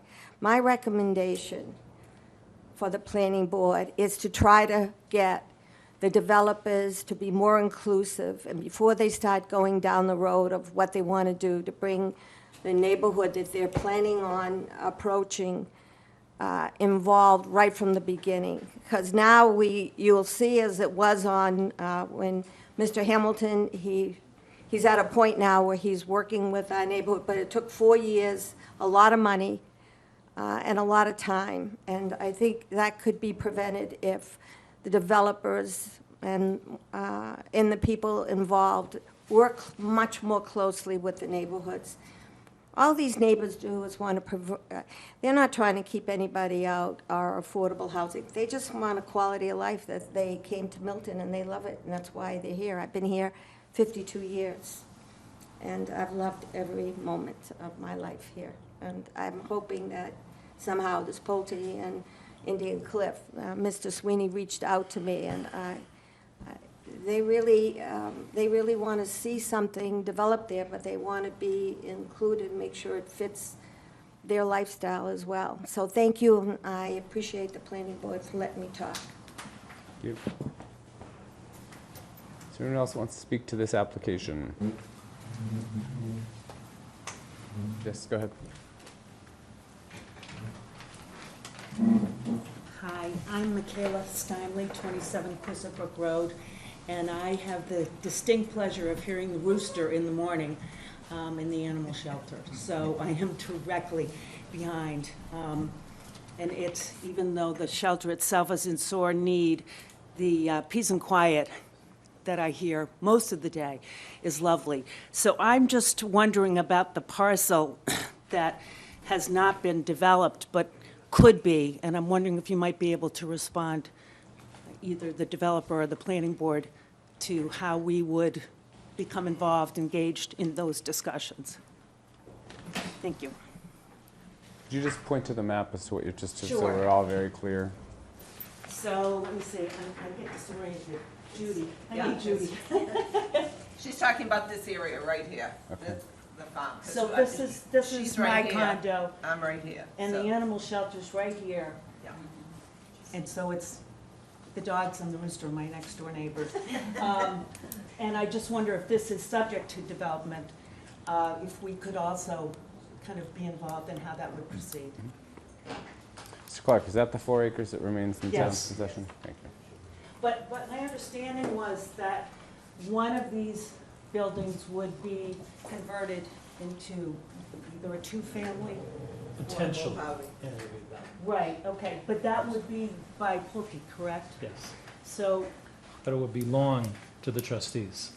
okay, so is it a different So, package, so to speak? at the moment, there's no information presented to the board on that. So, Okay. at the moment, the board can't answer your question, but it's a question that the board has asked in this materials for more information. Okay, great, thank Okay. you. Well, we do think that the Governor Stoughton trustees, who will be the owner, will be the people who determine any development. And the Governor Stoughton trustees are the selectmen. I don't know if that's good or bad, but okay. Well, but if you want to get some idea of what the plans are, it would seem to me the trustees would be the people to consult. Yes. Because they haven't come to us and given us any views. And am I allowed then to ask one question? Sure, about come that? on back up. So Yeah, please if- come to the microphone, though, so Yeah. it's on the TV for the person that has to watch. People at home. I watch these things all the time. So would, then if the selectmen were to proceed with something, they would present it to you and then you're the clearing board, or are they the clearing board? Depends whether or not they wanted to get a variance or, I would assume that they would go by variance. Okay, And I would assume that it would be in the Board of Appeals. all right. Okay, thank you. Or possibly it might be a 40B, but once again, in the Board of Appeals. All right. And Mr. Clark, do you have any other views?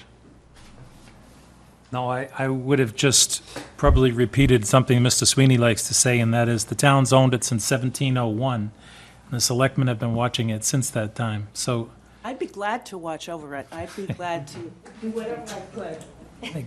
We have an election coming up in April. 315 years, they're still doing it. Okay, thank you. One final thing is that if the Governor Stoughton Lane were extended, then possibly the lots would have frontage, but if it were a multiple family dwelling, it would still probably need a variance. And I do note that the purchase and sales agreement specifically says that Governor Stoughton Lane will not be used as access to this development, and except for the emergency Right. vehicles. Okay, thank you very much. Thank you. Anybody else?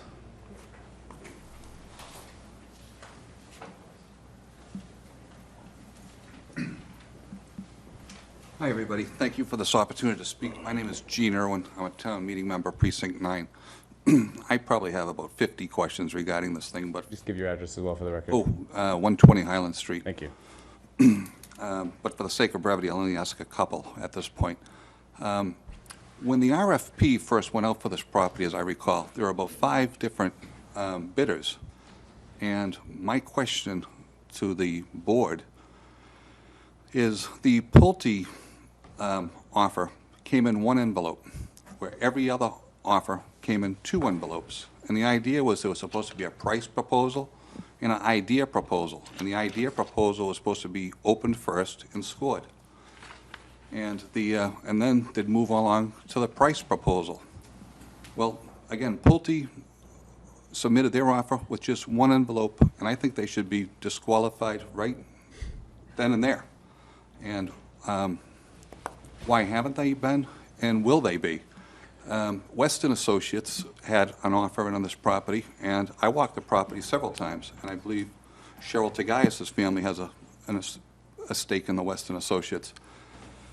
They didn't go on the mandatory site walk, and they were disqualified. Now, I thought Cheryl, if that's the case, if my information's correct, probably walked the property 10 times, but her offer wasn't considered because she or Weston Associates, if I'm miscorrect, weren't there, but they were disqualified. Mr. Irwin, I'm just going to interrupt you for 1 minute. This board has nothing to do with the purchase and sale agreement. So Okay. we're not part of that, both because we weren't on the board at the time, but also because it was before the Board of Selectmen, not the Planning Board. Additionally, this application will certainly take into consideration the buffer, but we are looking at it based on the zoning and the application before us. So I appreciate your comments, but just want to make sure you understand, we have nothing to do with the purchase and sale agreement. Okay. And had nothing to do with the selection. Okay, but you do have control over the application? We have to approve the application Okay. or deny the application, Now, yes. my understanding regarding the application, and I take your point. Thank you. And I have several. Okay, so I'll address the application. The application, as I understand, they were all due when the RFP was advertised and the whole bit. All the applications were due to be completed by, I believe, 1 o'clock on a Friday. Sorry, just going to do one more time, just to make sure. We're dealing with the application that's before the Planning Board. So that, again, has nothing to do with the original submission 5 years ago. We're dealing with a new application that came before us. I don't have the date in front of me. We received it June 21st, June 2016. 2016. So this is a zoning application. We're here to talk about the special permit for this particular project. Okay. Having nothing to do with the original transfer of land that happened. Go ahead. My view is that actually the purchase and sales agreement is the town's or the Governor Stoughton trustees agreement, and that we will not disregard the terms of the agreement entered by the town because that was the deal. I don't think it's a private matter. I think that it's really a public matter, and that we are obliged to take that into account. But as far as whether or not they had one envelope or two envelopes, we are where we are. The time with to PNS. protest that was in 2011. Correct. Okay. Now, the other part of that same sort of argument was their application, as far as I know, and I didn't know it back in 2011, but it was presented to me several months ago, was that their application, the Pulte application, was submitted to the town at 6 o'clock on a Saturday. Okay, Mr. Irwin, I'm sorry, I have to 20-somewhat interrupt you hours. again. Yep. Please, we have a lot of business to do Right. tonight, so we have to move away from what happened in 2011 because this board has no control over it and it is sort of in the past. So we're happy to talk about the application that's before us, but I don't really want to get into whether or not their application should have been considered or thrown out or whatnot because we have a lot of work to do tonight and there's nothing this board can do about any of that. Okay. Well, thank you for your time. Thank you. Is there anybody else who wishes to speak to the application? Okay, so, sorry, did you? No, okay. Okay, so we'll move on now to any further questions from the board. We do have a bunch of questions we have to talk about from the public, so actually let's do that first. We recognize the request on the gas line condition. We'll certainly look for the applicant to weigh in on that, but we will make sure that that's reflected in our notes and our matrix here. We hear you on the concerns about the drainage for Quistit Brook. That will be addressed in the report that will be coming from our peer reviewer, who is reviewing the applicant's stormwater assessment on behalf of the town. So that will come in shortly. And we could specifically request that they look at that drainage situation on the border there. Yeah, I haven't had a chance to review that report yet, but Lisa Eggleston will be here next August 11th. So even if that issue isn't specifically addressed in her comments, there'll be an opportunity to ask her about that. It'd be great if you could ask her about it in advance, so Yeah, that she'll be yeah. prepared to comment on it. Yeah, and that review that we received will be up on this website, which again, for everyone watching at home and in the audience, is off of townofmilton.org under current projects, Governor Stoughton property. It'll be at the bottom of this list right here. You can check that tomorrow afternoon. We have a question about how did the abutters stop this, and I'm going to personally defer that to attorneys. I don't know if anyone else on the board wants to address it. You're welcome to. Well, I think that when a special permit is issued, assuming a special permit is issued, if a person with standing is dissatisfied and has some extra cash,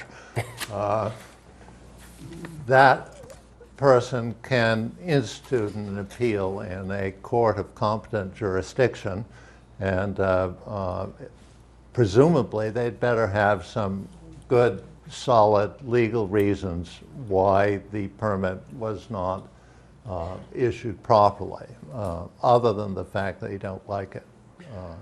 I think that the neighbors are best off working with the board to make sure they get a project that they like.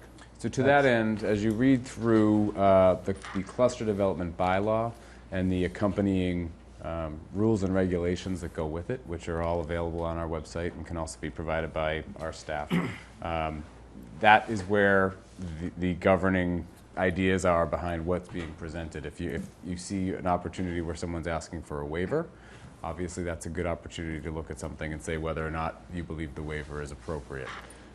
So that's, you can certainly look at the zoning bylaws. That helps you understand where we're coming from and what we're looking at. And I think that's the So only other thing. I asked the question, just a little clarification would help. Can you please come to the microphone, though? We have to, yeah. And section 6J is also on that Governor Stoughton property website. It's the last link on the bottom. That's the most recent update. I believe it was amended at town meeting in 2014.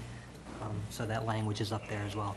Okay, so since I asked the question, and I'm just confused as to what the steps would be. Right. And so I was really simply asking, if a group of people said, we do not want this to occur, we think it's damaging to the town, to our property, et cetera, what can they do? What are the steps? Here you are. So you're speaking at your public hearing tonight, and we'll have several more of these to come and speak and entertain your, exercise your rights to speak and tell us what your concerns are.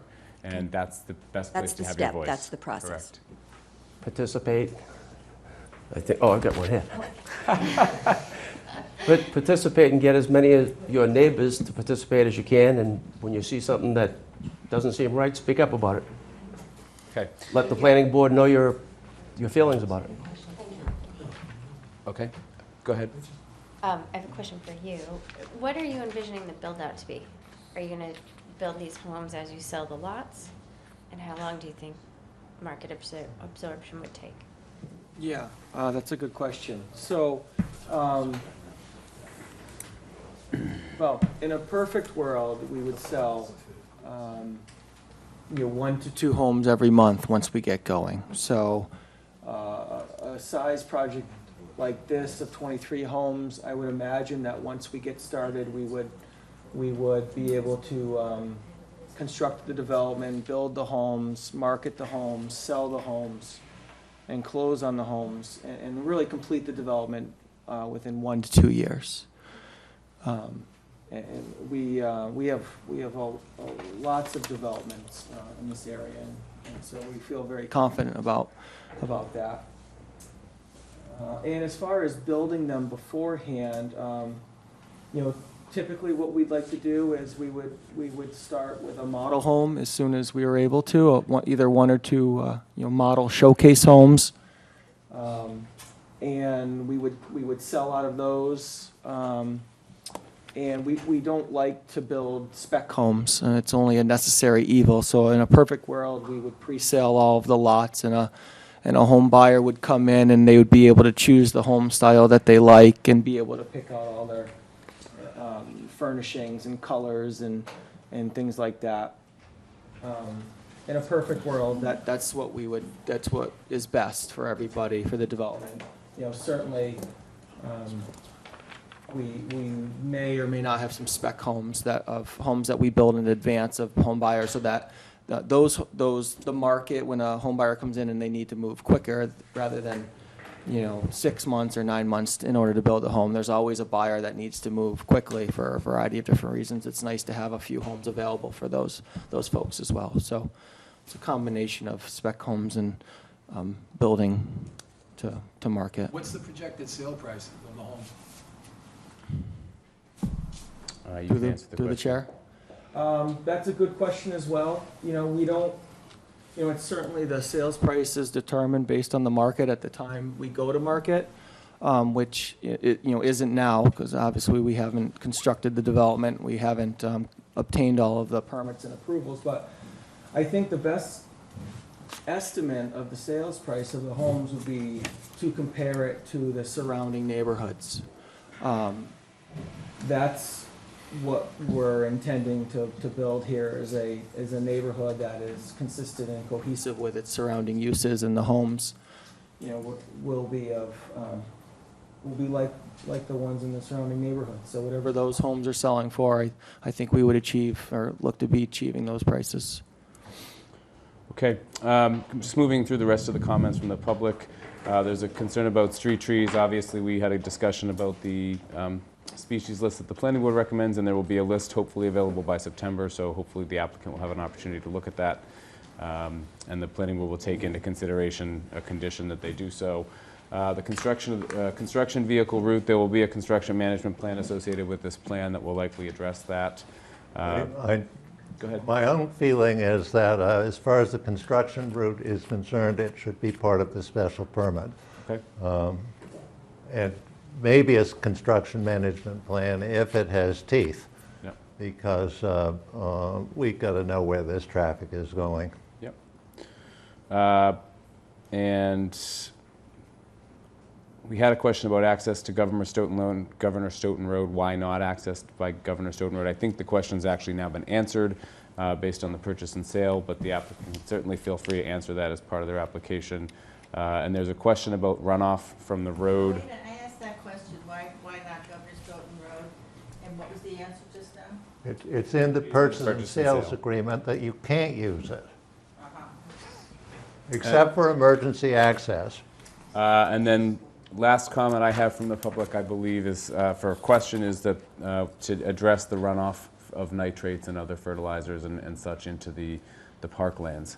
So I believe I got the questions that we would ask the applicant to address either this evening or as part of their future hearings. If there's anything you want to address now, you can feel free to do so. And then we can look to the board for any further questions and take next steps. No, I think you accurately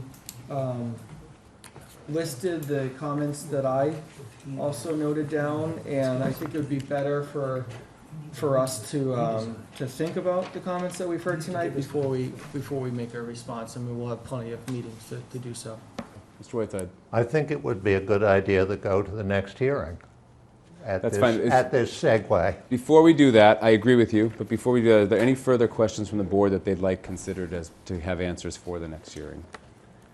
Yeah, I'd like to, on the 100-foot buffer, which appears to be from the property line to the nearest point of the structures, I'd like to know how that's going to be maintained in perpetuity. Okay. I think that's a good question. We'll let the applicant answer that. Well, there might be a description of exactly how the 100-foot buffer will be used, because if you can put a swimming pool into it, It's no longer a buffer. It's no longer a buffer. So it would be nice to know how the applicant contemplates the 80 feet beyond the 20-foot open space requirement, how it contemplates that will be used. And to take that one step further, I'd like to, after we get that answer, run that by our town council and see if he believes it's consistent with the PNS. I agree. Okay. You will be getting a contact from our staff with regard to a site walk date. We can go back and forth. One second, and then we'll coalesce around the board and figure out a date that works for everybody. One moment. Okay. I have 3 people from the public that wish to speak. I'm going to let them speak, and then we will entertain a motion from the board to continue. So I saw a woman in the back be first. We'll go to her first.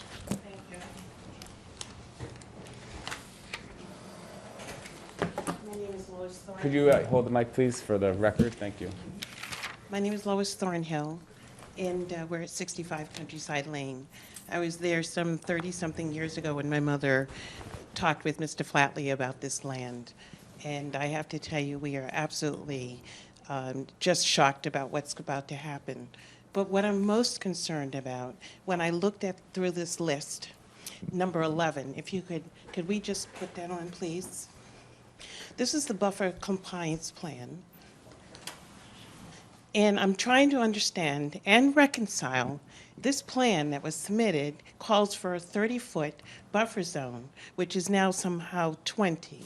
And I'm wondering if someone can explain to me how we got from 30 to 20 of a buffer zone. That's number one. And then number 2 is I want to just say that I am echoing the concern about what is happening with that other, what I thought was going to be 70 feet, which I guess according to what's been put out here is 20 feet, in terms of whether a shed can go there, a swimming pool can go there. And I really just want to say that, you know, when we got this land, we thought we were in acre zoning.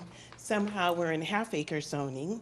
And I think the concern of my mom, who is would be here, except for she's just a few years shy of 100, and it's way past her bedtime.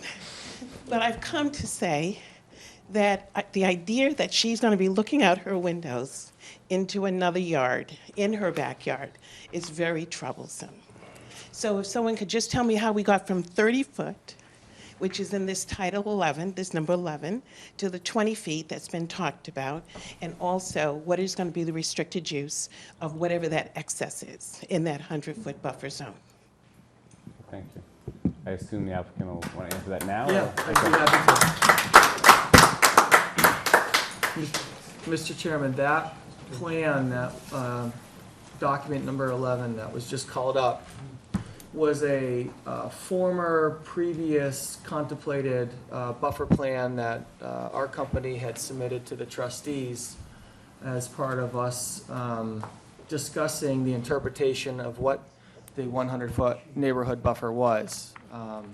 We had discussed with the trustees for a while trying to determine exactly what the buffer intention was. And so that plan was one that we had submitted during that process and is really null and void to the proposal that's before the board that we submitted. The plan that we submitted with the 20-foot restricted open space is long, as well as the existed woodland in the backyards that comprise the 100-foot buffer is supersedes is that plan that's before you. Okay, and do you want to address the 80 feet? What's going to happen with the balance of the 80 feet now? Yeah, so under our proposal, the only restricted land, so our proposal, to just restate again, that we feel is in full compliance with our commitments made at the time of the RFP, is that we are proposing to build and construct all of our homes a minimum of 100 feet off of the property line, which is greater than what is what would be otherwise able to be constructed if it was a conventional subdivision or if there was not the agreement in place with the trustees. So the 100-foot buffer is working for the neighborhood.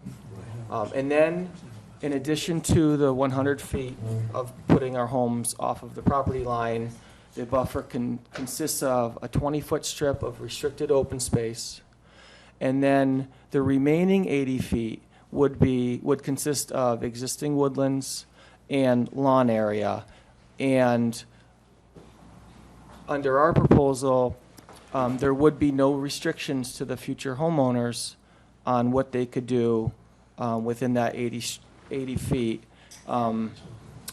However, we've spoken with the building inspector, and I believe his interpretation of the 100-foot buffer, or one of the, I don't want to put words in his mouth, but one of the things that I understood that he mentioned to us at a meeting was that he would not, in his opinion, he would not grant any building permits within that buffer area. So things like structures that require a building permit would be prohibited in the future by means of the 100-foot agreement. But as far as other restrictions, if it didn't require a building permit, then there would be no restrictions. Okay, thank you. Mr. Whiteside. Well, this opens a can of worms, which I think it's only fair to do the next hearing. I mean, I disagree with you. I don't think that you're talking a buffer that I could vote for, but I don't want to discuss it tonight. I agree with you. I was letting him answer the question. I have two more public who I think we should recognize. We can then move on. Sir, you were next, and then we'll come back to you. Hi, Eric Siemens, 71 Countryside Lane. First off, I think this whole thing stinks, but in any event, I just like the representative from Pulte to explain. This is my lot here. I have no idea what lot we are. Nobody's ever even addressed me. Lois, thank you for letting me know the meeting was tonight, and there was a meeting last week when everybody in the town was away. So I love how those are all coordinated. But what is this here? Nobody's ever even notified me. Lot 18 that abuts my house. This just why this house so close to my line? And all the other homes are up. So what happens to me? I mean, are there going to be pools here and runoff and lights in my backyard? My wife and I bought the home for the beauty and the purity of the yard in the neighborhood, and this just stinks. And it's 100 feet, as Bob knows, and he's stated many times. Town representatives, you have to stick to this. This thing is awful. And Bill Clark, do you represent Pulte Homes or the residents of Milton? Thank you.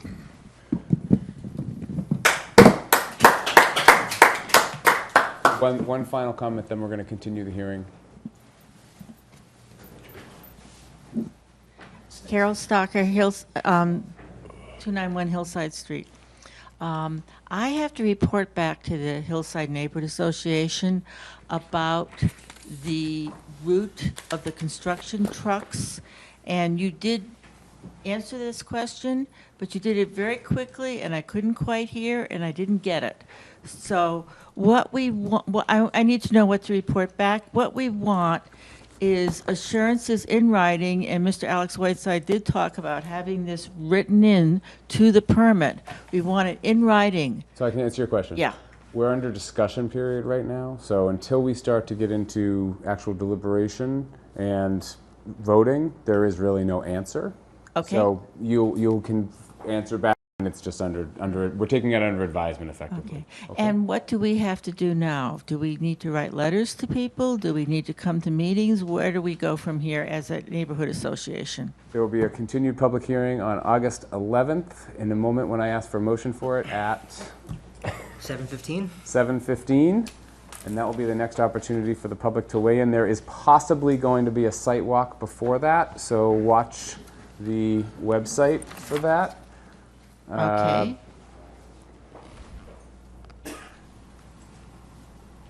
And that will be, I think those will be your next steps. And what about letters? Where do they get written to? Any letters or any comments that want to be submitted to the board should go to the board via the planning office, or our email addresses are also all on the website. It's best to have them go to the planning office agree. so we can make them part of the record, because otherwise they may not get to be part of the record. You can email Thank you very myself much. or Bill or Julia, who is our clerk. All of our email addresses are on the Milton Planning Department website, and those immediately get forwarded to the board, any correspondence that So we get. email them to Me. you. Okay, thank you. And you again are? I'm Tim Serwinski. I'm the assistant town planner. Thank you very much. Okay, thank you. Do I have a motion to Yes. continue into August 11th at 7:15? 7:15. So moved. Second. All in favor? Aye. Thank you, Brian, everyone. I'd just like to mention that, like all special permit public hearings that are held at the planning board, we mailed notices to every abutter within 300 feet and advertised in the Milton Times 2 weeks ahead of time. Thank you for doing your job. Say Okay. 7:15 on the 11th? Yes. We're going to move quickly on to the 7:30 public hearing for Dennis and Martha Burke, special permit for cluster development 245 Highland Street. Please move out of the room with your discussions quickly, as we still have a lot to do tonight.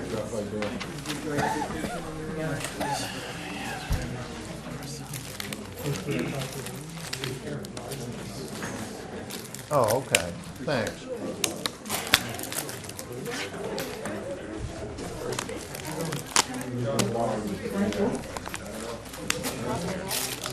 Good call for it. Folks, can I ask you to move outside with your conversations? We still have another hearing to get through. Not to get through, but, Not to get through, but to get started with.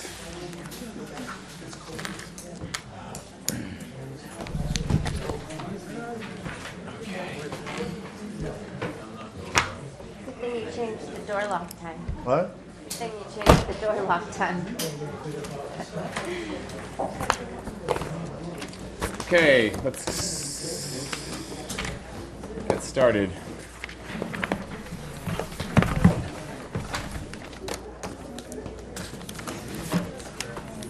Corcoran. Good evening. The mics will hear you. I know. Ned Corcoran, here on behalf of Martha and Dennis Burke, who are the owners of the property at 245 Highland Street in Milton, joined by Martha Burke on my left and Jim DeSalle from DeSalle Burke Associates, unrelated Burkes, who are the developers of the plan. I do have a PowerPoint presentation to do an overview of the project, and so with Tim's assistance, I would like to sort of run through that. So this is sort of the front entry. There is the Burkes own property that contains about 8.7 acres of land. Excuse me, 7.8 acres of land, that's right, that fronts on Highland Street. This is the main entry to the driveway that goes into the property. Next slide. Hey, Bill, can you just make sure that door is open a little bit? Yep. Little difficult to see here, but this is essentially the property here. There's a mansion-style dwelling to the rear. This is Highland Street. There's a mansion-style dwelling to the rear that the Burkes live in. And there are two other buildings, a barn and a garage. In this corner, there's and you can see how it sites within Milton. This is a Residence A zone. Substantially across the street is a Residence B zone that includes what I call the ladder streets of Clifton and Martin streets that run between Highland and Reedsdale. Next. This is a closer-up aerial of the property. It is, as I said, it fronts on Highland Street. There's a driveway that comes in approximately here. There's bounded by a private way that comes back to a large estate in the rear, and it's bounded by the Fletcher Steel subdivision here. There are a number of single-family homes and Residence A lots across the street. Next. So to take you through a series of photographs that identify, so you can go back one just for a moment. There is what's interesting about the property is that there is a significant wooded area. So in the front northeasterly corner of the property, there's wooded area all along the exterior, and then there's this sort of nice sort of field that is sort of partially maintained by the Burkes at this point. Next. So two views from Highland Street. There's a beautiful stone wall that runs substantially the length of the frontage on Highland Street with the driveway opening. You can see the stand of trees to the right of that driveway. And then if you take the next one, coming sort of south on Highland, the wall continues. There is an opening, probably an old farm opening that existed there. And you can see the trees that front on the other side of the wall. Next, we turn the corner onto Fletcher Steel. There are two views, again, a not as well maintained stone wall with vegetation along the Burke side of the wall. And again, Tim, looking further down Fletcher Steel, you can see how that motif continues. This view is on the private lane on the northerly side of the property. You can see again a stone wall on the wall along the property edge. Property lane, the private way goes back to the large estate that's to the rear, and it's again wooded all along the edge of the stone wall. Next, Tim. And this is sort of at a similar point looking back through the wall and into the property. From inside, this is that large field looking back at the sort of southeasterly corner. You can see the trees that line inside the stone wall on the frontage of Highland Street, Tim. Again, more of that motif. These two slides look really to sort of inside out at the property and show sort of the fairly significant vegetation from inside. Next. And again, as we move around the property, there are different views of how the property, while developed on the inside, is preserved and sort of within a natural setting that sets the whole on the outside. Tim. This is a garden that the Burkes maintain for themselves. It's sort of to the rear and adjacent to the mansion-style dwelling that they reside in. Next. Let's look at part of the yard area with trees along the rear wall, in the rear part of the property. I think that's looking through the wall, across the wall to the dwelling at Fletcher Steel. I think that might be Tim Corcoran's house. And then some trees that are sort of in the middle of the property. And back to the front. There are two lines of trees along each side of the existing driveway in. One of those lines is proposed to be removed because the driveway is currently situated as about 12 feet wide. It needs to be widened. The paved area needs to be widened to 18 feet to accommodate two-way traffic and emergency vehicles. We looked at whether and how both of those lines of trees could be saved in this plan by perhaps leaving one line sort of in a median. We had one meeting with the Conservation Commission, and Judith Kemp, who's a member of the Conservation Commission who lives across the street, thought that the line of trees on the left really isn't worth saving. The line of the trees on the right is worth saving, and she contributed significantly to identifying how this cluster plan would work and which areas of the site were best to be preserved from an open space perspective. Next, looking back from the other end of the driveway back out towards Highland Street, you've got the trees that would remain now on the left-hand side as you look back, and the trees to be removed substantially on the right-hand side. The existing conditions plan, a little difficult to tell, but Here's the mansion-style dwelling, driveway that comes in, to a small circle area. By the driveway, there's two buildings.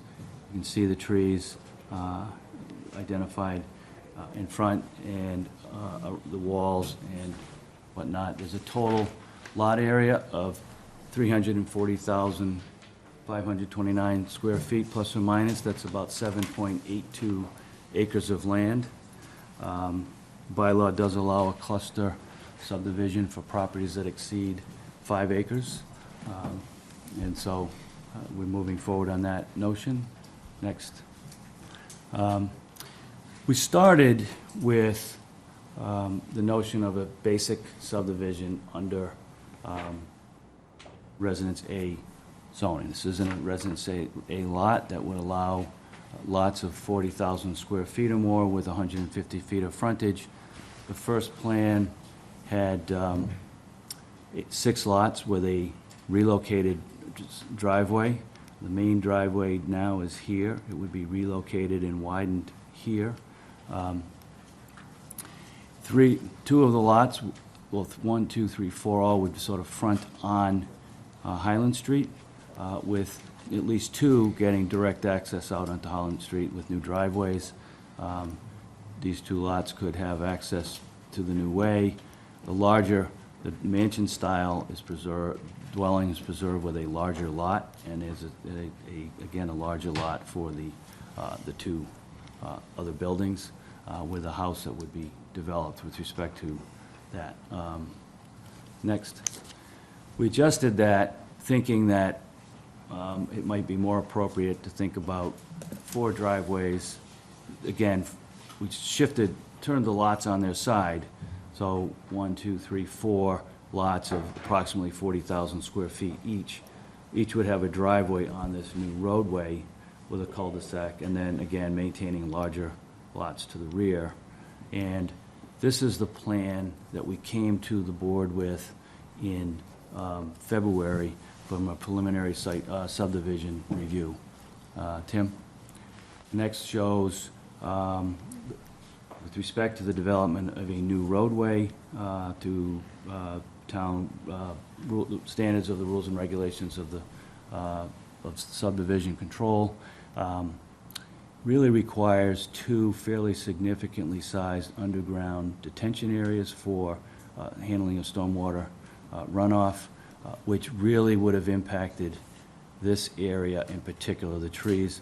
The site slopes from southwest to northeast, all of the runoff, and this property is right at the crown of Highland Street. You come up from the hospital, come over the crown, and you go back down the other way towards Randolph Avenue, so that the site runs generally in this direction, and a new roadway would need to be stormwater management would be important. Based on this plan, the board asked us to come back to consider the cluster subdivision approach as an alternative. So I gather we're the second one in the door, given that Pulte was on earlier this evening. But these are the first, in my understanding, these are the first 2 clustered subdivision proposals submitted since the bylaw was enacted in 1971. It was amended in 2014 to adjust how the unit counts might be accounted for, to add some incentive to property owners, developers to really focus on managing open space while creating some economic incentive to do that. It also created a 10% affordability requirement, which we'll talk about a little bit.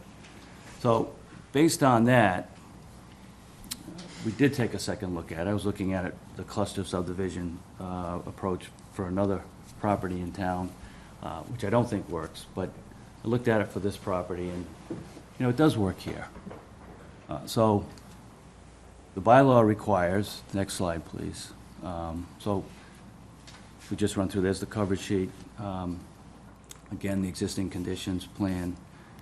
The proof plan that was presented, it's sheet 3, is the plan you put together to arrive at the basic unit count under the cluster. So it is a subdivision with a roadway that doesn't require waivers from the rules and regulations. How many lots can you put on the property if the lots are 30,000 square feet and 125 feet of frontage? Each of these lots is 125 to 127 feet of frontage on this new road. Each one is at least 30,000 square feet. It yields 8 lots. Because the property exceeds 325,000 square feet, the bylaw then authorizes an additional market rate lot and an additional affordable lot. So it would allow you to develop, subject to the board's permission, 10 lots. Question whether and how the 10th lot would be developed as an affordable lot and what that mathematics might look like vis-a-vis a payment to the Affordable Housing Trust Fund. But 9 market rate lots are permissible. Out of some concern for the notion of density within the neighborhood, the Burke settled on 8, the 8 that are allowable, basically as the subdivision plan would allow. So, given that, next slide please, that the bylaw requires the preservation of 35% of the lot as open space, not including wetlands and roadway. There are no wetlands on the site. This is a dry property. Right over your head, Tim. Brian, sorry. The cluster layout plan that we arrived at is designed to maximize the benefit of those parts of the property that ought to be preserved and that provide a significant visual buffer between abutting properties and the properties that would be developed inside. Judith Kemp was really helpful sort of identifying how this should lay out. And so this plan, the cluster layout plan, shows 8 lots sort of inside, a larger lot respecting the existing mansion-style dwelling, a second lot, that lot would be 46,000 square feet. The next lot, 40,000 and change, with the 2 structures on it. And then 6 smaller lots, 2 on the right-hand side of the driveway and 4 on the other side of the driveway. What's interesting about this plan is it allows us to take advantage of the existing driveway and site 6 lots reasonably within the property, and a 9th lot, which is, I apologize for not coloring it, but a 9th lot that really sort of skirts the edge of the property. It's identified in this corner of the plan sheet as Lot 9, containing 120,000 square feet. That's almost 3 acres. It should come around the corner. It really connects from the entry of the driveway around and back to the entry of the driveway. All of the lots except this lot are contiguous to that open space. There is an easement proposed for walking access across the edge of this lot so that this lot would have direct walking access to the open space. Secondarily, they have those lot owners would have the ability to come up the sidewalk and enter the open space from either side from the roadway. So we think that, although it's not, they don't abut the open space, their access to it is reasonably convenient.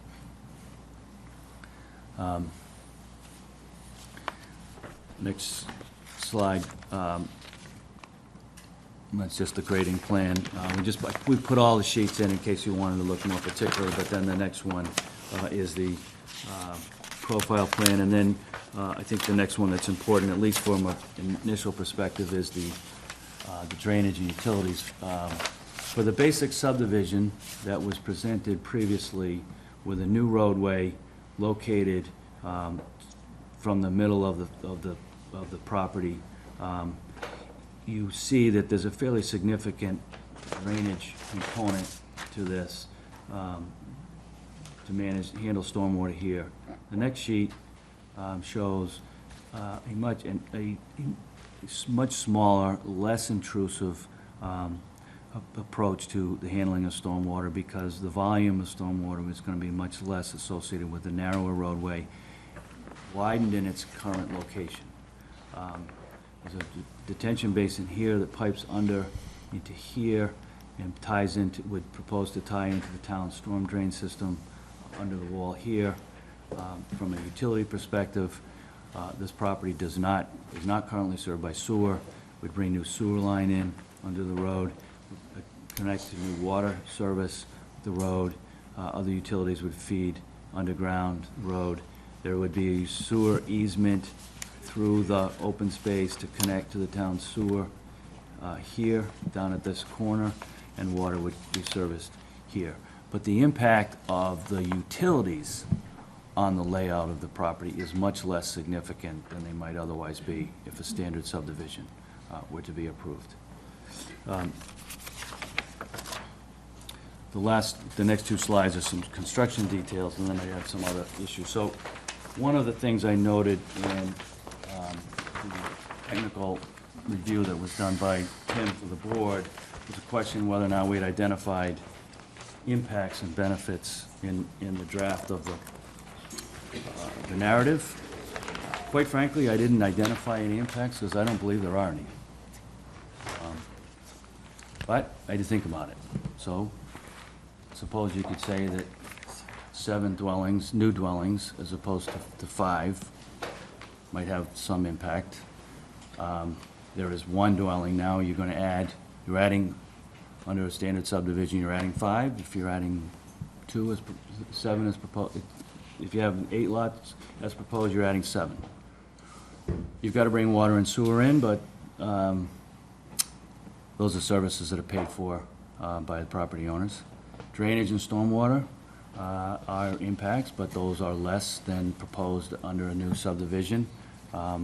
We know that the town's peer reviewer has not completed her review of the drainage, so we think we're not really in a position to discuss drainage in detail, but we think that, as we showed on the plans, the impacts are less significant. And I suppose 7 new families would have the potential for children in the schools. On the benefit side, you get 7 new taxpayers rather than 5. You have smaller lots with a larger feel, given that they abut open land. And I think that's an important point, particularly from a value perspective. I think there's some concern, perhaps, that smaller lots will have less value and may be a drain on value otherwise. Our feeling is that, but for the 20,000 square foot lot that is not contiguous to open space, every other lot feels like it's almost twice its size because it abuts a half acre or more of open space, and no one else has, and each lot has its own feeling of additional property. So if you go back to a couple of slides to that one, you can see this is about this, and the dimensions on this plan, and we'll produce them for the next plan, but this is 80 feet. This lot line here is 80 feet off of Highland Street. This is about 50 feet, 60 feet off of that private way. These are about 20 feet. They look like strips, but 20 feet of real tree lining is significant. It needs to pay attention a little bit to the setback off of here, but again, about 80 feet to the rear, 60-ish here, and 60-ish here. Each of these lots feels like it's a much larger lot because it's contiguous to property that, although not part of the title, no one else can really see it, or no one else feels like it's there. So I think that adds value, that adds a feeling of larger lot size. And at the same time, it contains a nice little neighborhood inside the property that's really sort of shielded from view and whatnot. I think it's important to note at this point that the Burks, who are living here, are going to take one of the other lots and build a new home, and they will sell this. Their daughter, Jacqueline, is going to get this lot, and she is building a new home here. So the Burks have invested personally in the outcome of this development. This is not the typical sale of a lot to a third-party developer who's coming in with a plan to blow things up and change it. They can, when I approached them, when we sat down and we considered this approach after the planning board asked us to think about it, they really embraced the notion that they would be part of a new neighborhood. Their daughter and their grandchildren would be there, and that personal investment in the future of this property is significant. Of significance, they have proposed that the open space be deeded to the at least control of it, care, custody, and control be deeded to the Conservation Commission. We met with the Conservation Commission. They didn't take a formal vote, but they expressed willingness to do that. The commission does act in similar ways with other properties around town. It's not a large enough piece of property that you would think about deeding into something like the Wildlands Trust. But the fact that it would be deeded to a third party under the town's control would assure that mischief wouldn't come from future generations of homeowner association. The Homeowners Association Trust that we submitted with the plans does suggest that the association is responsible for the cost of maintaining, but all under the direction and approval of the commission. I think one last point, the last slide, deals with the issue of a proposed payment to Affordable Housing Trust. I know this was a discussion that the board has begun to take up prior to this. I've got several points on that. Burks have proposed, this is a payment in lieu of, a payment into the housing trust under the bylaw that's required because there are fewer than 10 lots. So we're not creating an affordable lot. We're proposing $5,000 per developed lot, total of $40,000. Burks limited their proposal to 8 and not 9 or 10, which would represent some foregone revenue opportunity. I think they ought to be credited for that. Town's precedent, similar to this, and I think it's the only one that I'm aware of, is a $50,000 payment into the Affordable Housing Trust Fund for 14 residential units that would have been developed at 2 Adams Street. That was a voluntary, that was a negotiated agreement. There is no requirement for affordability in that bylaw, in the Milton Village overlay bylaw. There were no affordable units. There was no contribution to affordability at 88 at the Wharf Street condos. When that development was proposed, the developer agreed to a $50,000 payment. That is about $3,500 per unit. With inflation, $5,000 per lot, I think, is reasonable. Aren't there 21 units there? Yes, there are 27. There are 7 built, but they were built under the first iteration of the permit. Right. It didn't. But it was part of the permit. It was not. It was part of the amended permit. When the permit was amended, when it went from 7 units in the 2 mill buildings, plus the storage, to 7 units in the 2 mill buildings, plus the storage, plus 14 units in a building that also had a restaurant and a retail facility. That amendment to the permit is where the $50,000 contribution shows up. It really dealt with the additional 14 units. Suppose you could say it relates to all 21, but I think that it's reasonable to say it was really appropriate to the 5. So there is an alternative right, as of right alternative, which would yield no benefits.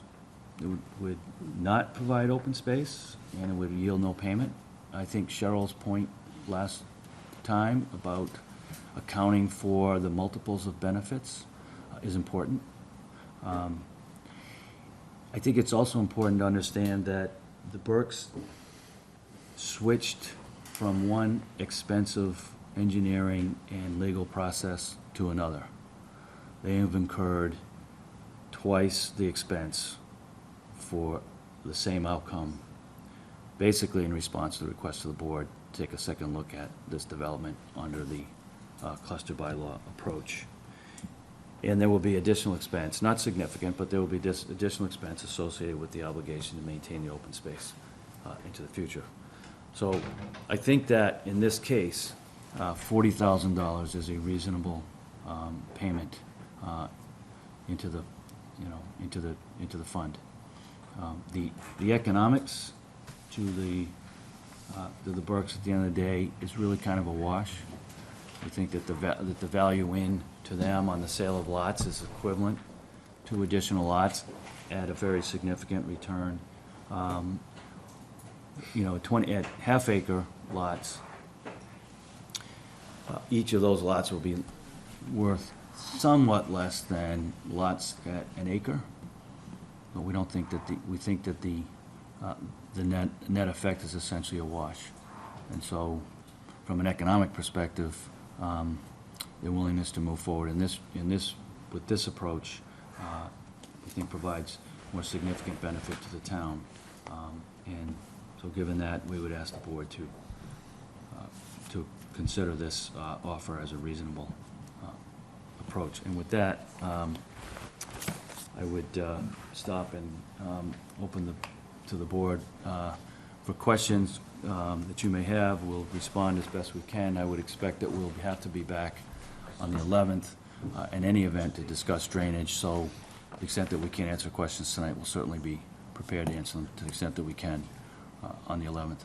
Okay. Before we move to the board, Tim's setting up a site walk for the preceding hearing, and it probably makes sense for you to go ahead and tag on to that. So if you could coordinate that with Tim and try to work out a date that's agreeable, then we'll get the board's calendars lined up as well. This is embarrassing. What are we coordinating? Site walk. And I think I was thinking that might actually be something worth doing. It's a beautiful property. It's helpful to see it from inside the property. Might be helpful to stake at least some corners.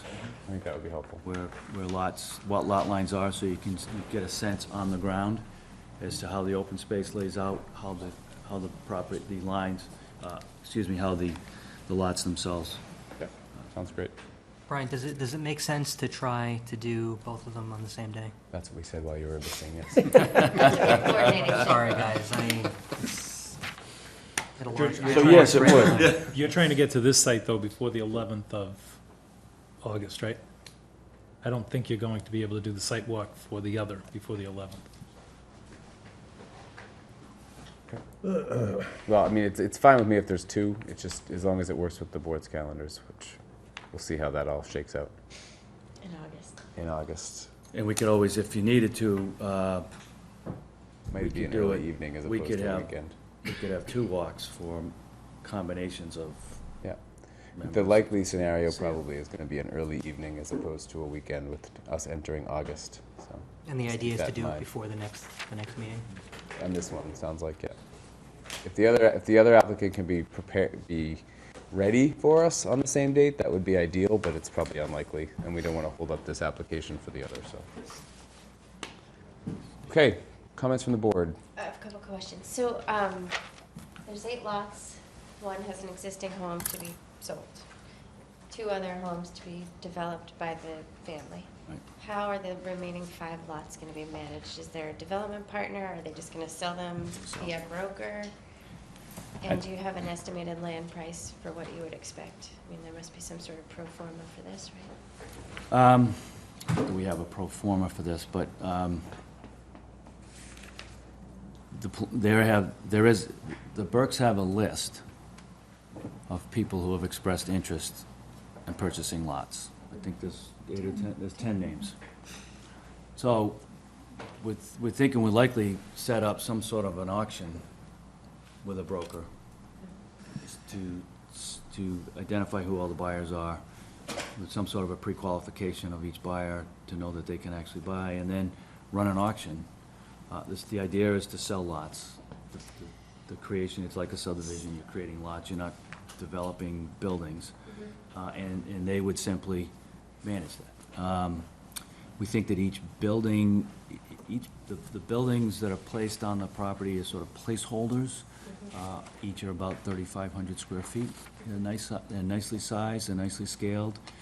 There is a limitation in the bylaw that addresses the maximum lot coverage. It's really the only sort of zoning type of control over the development of buildings on lots, and that's 35% of each lot.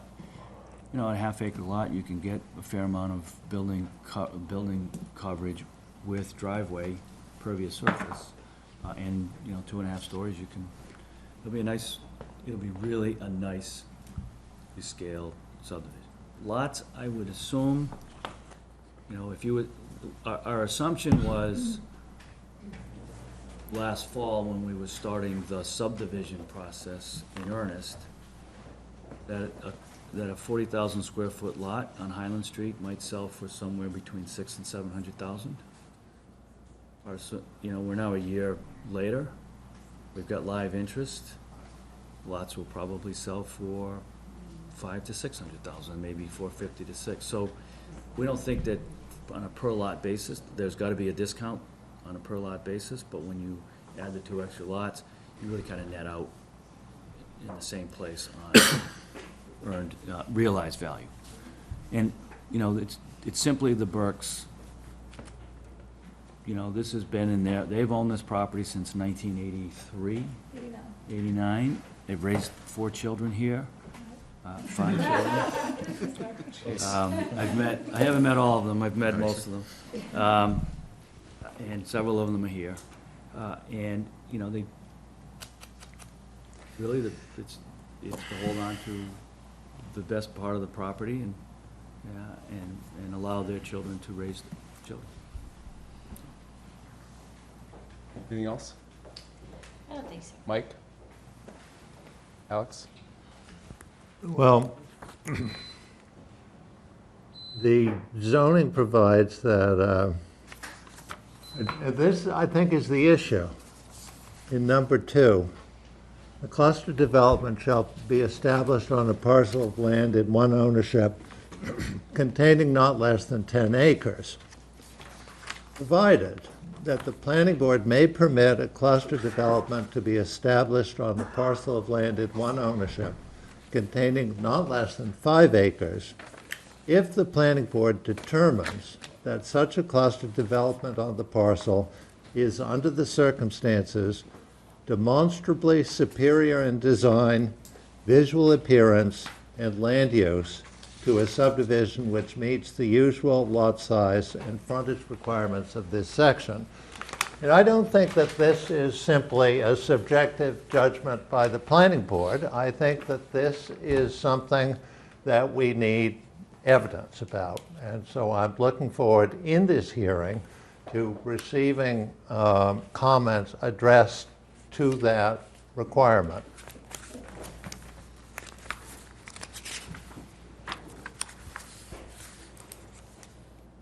That it? That's it. Okay.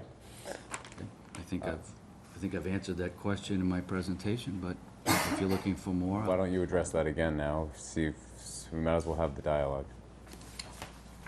Well, a 6-lot subdivision would essentially clear-cut the land, and you put 6 nice houses in a lot. There's no requirement for the preservation of any buffers, any natural strips, other than setbacks that are simply required under zoning.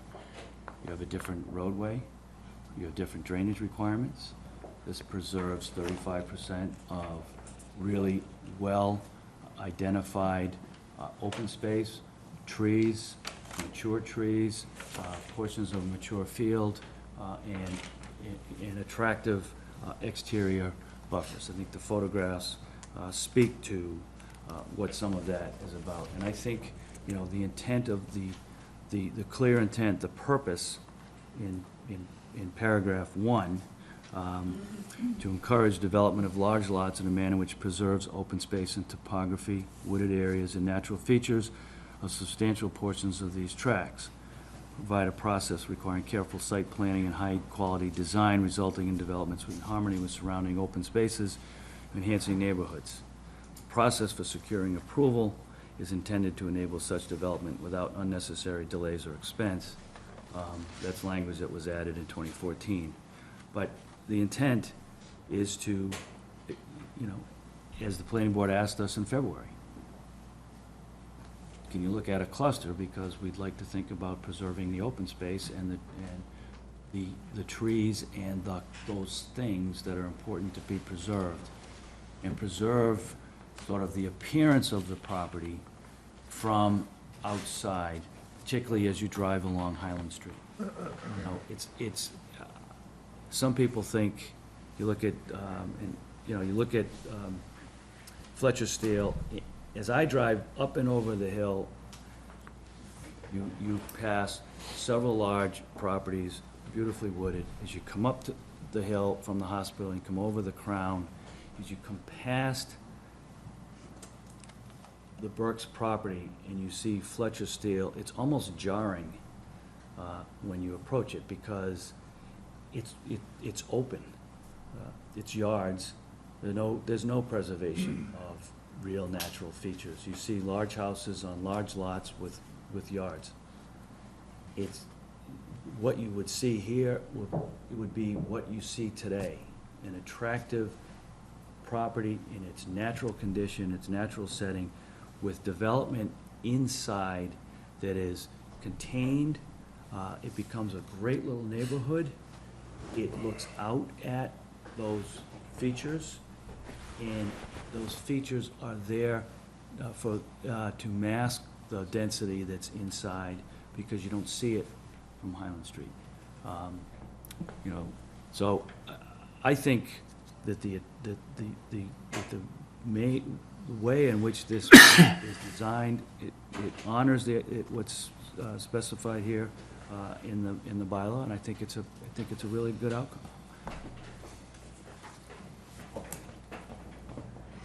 Do you have anything else, James? I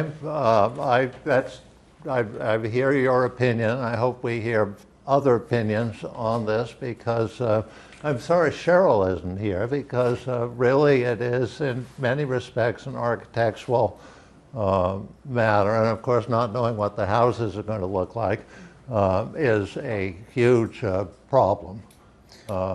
So this is simply what the zoning says, and we've got to address it, and hopefully the public hearing will help us do that. Well, my only additional comment to that would be, if you do a 6-lot subdivision, you have no idea what's coming. You have no control over how the site gets developed, other than how wide is the roadway? Does it meet the requirements of the subdivision control bylaw? Are the lots at least 40,000 square feet? And do they have 150 feet of frontage? That's it, end of story, end of sentence. And the roadway gets relocated to accommodate those lots, and comes straight out at a different dwelling, straight out at the Shea residence. Admittedly, you can do a terrible subdivision that would be terrible, but absolutely. hopefully you wouldn't do that. Well, the idea is that you wouldn't. And certainly if the Burkes are going to remain there, they wouldn't. And the Burkes are going to remain on this property regardless. If the consensus is that this ought not to happen and that this isn't a good idea, we'll close it up now and we'll go home and we'll go back to the 6-lot subdivision. I think that would be a mistake. I think that would be a failure here, because this is a more attractive approach. This is an approach that provides benefit. Whether or not other people are willing to testify to that, I don't know. I think Cheryl was one of the ones who was clearly asking for us to evaluate this as approach, because I know at the time that we were before you in February, that she was very concerned about the preservation of those trees.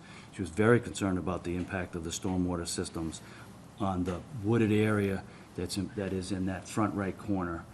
That is the area that gets blown up because stormwater management associated with a new roadway has to go there. It's the only place on the site that it can go in order to otherwise have lots. You can't put it all in people's front yards. You've got to put it reasonably. So it is a better alternative, particularly for the site, particularly for the way that the site expresses itself to Highland Street and the way that it expresses itself to the neighborhood that surrounds it. And I think that's more than adequate to respond to the question that you've raised, Alex. I'd like to make a comment as well. So I would want to talk a little bit about the affordable housing. So you reference a precedence, which we can debate whether it's a precedence or not, since it was under a different bylaw. But that was predating our 2014 town meeting, which brought the new requirement into this cluster development bylaw, requiring a 10%. 10% of the number of units be contributed above 10. So I think, from my perspective, I would like the applicant to take a look at the number again and give some thought to the calculation based on that 10% number that was voted on by town meeting in 2014.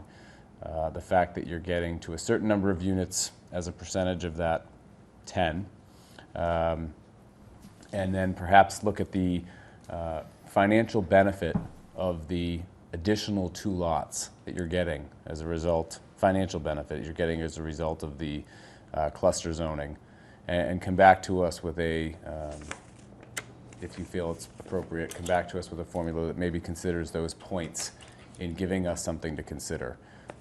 Because that 10%, which was voted in 2014, was obviously important to the town. It was actually debated quite heavily on the floor of town meeting, I believe, and 10% was what we landed on, but I think some people wanted more.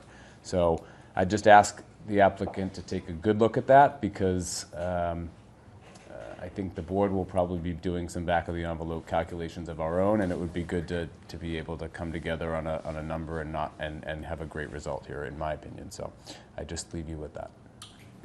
I just want to add to that. I don't think a condo is an appropriate comp for a 3,500 square foot housing development lot. Recognizing it's a lot, I don't see the comparison.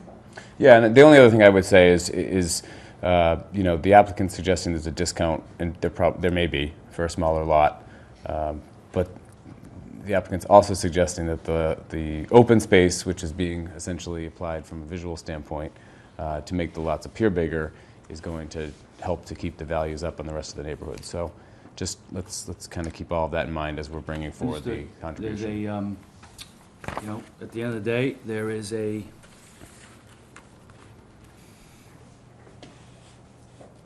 point at which feasibility goes in one direction or the other.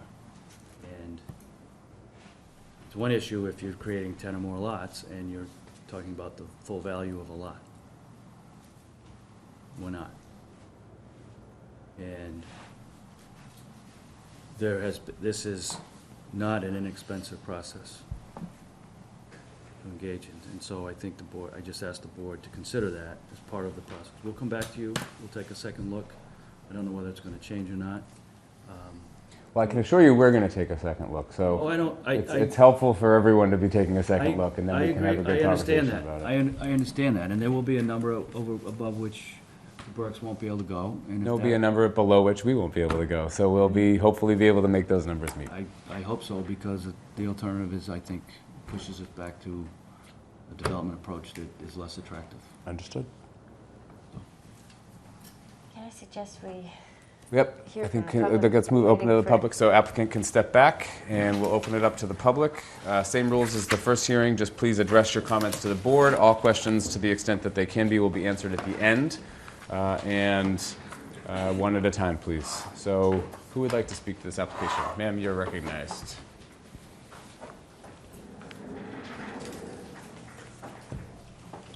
Good evening. I'm Judith Darrell Kemp, 232 Highland Street in Milton. I'm on the Conservation Commission, some of you may know, but I'm speaking as an abutter. I live directly across the street, and also as a dear friend of the Burkes, who have been wonderful stewards of the land for 27 years. Martha is extremely modest, but I can say she is one of the finest gardeners in the town of Milton. Her garden is the envy of anyone who comes in the driveway, and she does it all herself. So her sensitivity to plants and to the environment cannot be challenged by anyone. As she talked to me about doing this and showed me the plan that she could do by right to put in all of those units, not have to come before the planning board except for, the size of the road. I talked to her about the special character of this particular land, which I know quite well. I've been there a year longer than the Burkes. There is particularly good habitat around the edges of this property. And sometimes smaller areas aren't great for wildlife, but they can be for hedgerows and for areas for animals to travel safely. Highland Street has open space to some extent on both sides. We're blessed with good-sized lots. And I have seen 100 times the deer try to cross the road, turkeys try to cross the road, and they can do it because there's habitat on both sides where they can sneak into. The plan, the first plan without this cluster, kept it wide open. Anything could be cut down pretty much. And that habitat was not to be preserved. This plan with the cluster development allows that. In particular, this area at the front of the property where what we call the alley. Years ago, when I was growing up, at the Science Museum, there was an owl called Spooky the Owl. Some of the older people might remember that. He was found there, right there in the alley. That habitat still exists. We have great horned owls in that area. We have a nesting red-tailed hawk right there on the Burkes property. When Martha and I were walking it, we could see it was in a red spruce. It was so high up, but we hear it all the time. It has that familiar call. And you say, oh, that's the red-tailed hawk. That would be preserved if we do this cluster development, and I think that's really significant. So it's both pockets here that we would have that would be in perpetuity, which is what we need. So in terms of, for the animals, I think it's an advantage. Also for the trees, there were some very nice trees here. There was a good-sized American elm, and you don't see that many. It's probably 14 inches across, and it's in very good shape. And it's near the wall, again, near the alley, so that would be preserved. Along the front, there are several, probably 150-year-old northern red oaks. Some of them aren't in great shape. I'm hoping maybe the Burkes could prune them before this all gets going. But they are healthy. As you look at them, you can tell these are healthy trees, and they're fabulous habitat. We have pileated woodpeckers that come through that need very tall trees. They're rare. It's wonderful. They look like Woody the Woodpecker. There's that size woodpecker. And we see them just every couple of years, and they're in these tall trees as well. So again, comparing this to Fletcher Steele Way, where lawns just go all the way to the edge of the property. And then people put in plantings, and they mean well. They put in a red maple. They do something, small trees. It's not enough. This allows the older habitat to survive and keeps that open space. So for that reason, I believe it's a much better plan. Also, as you're driving up Highland Street, the idea that they're pushing this back 60 feet in some places, 40 feet in other places, means that you have that visual scenic way still. And that preserves property for all of us. That makes it, oh, what a beautiful town we live in. Oh, you drive up Highland Street, it's still beautiful. I go to Martha's Vineyard sometimes, and you go drive along, and people say, oh, isn't it beautiful? It's still so undeveloped. Well, it is developed, but you don't know that 40 feet behind all of these old trees, there are houses, but you don't see them. There's a sense of how beautiful it is in this open space. So I think that's important as well. The stone walls will be preserved, and that's beautiful. I think that also adds to the beauty. So just for those basic reasons, the idea that there would be somewhat less lawns and keeping the older trees, it's not enough to say, you know, cut down trees and then plant new ones. That's fine, but 100-year-old trees really matter, and this would definitely do that.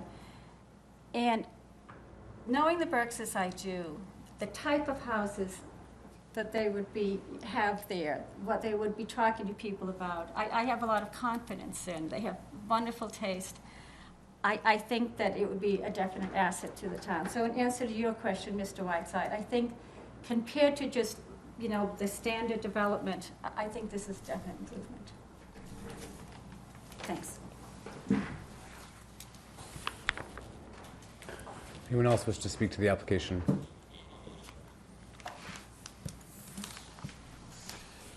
So you're recognized.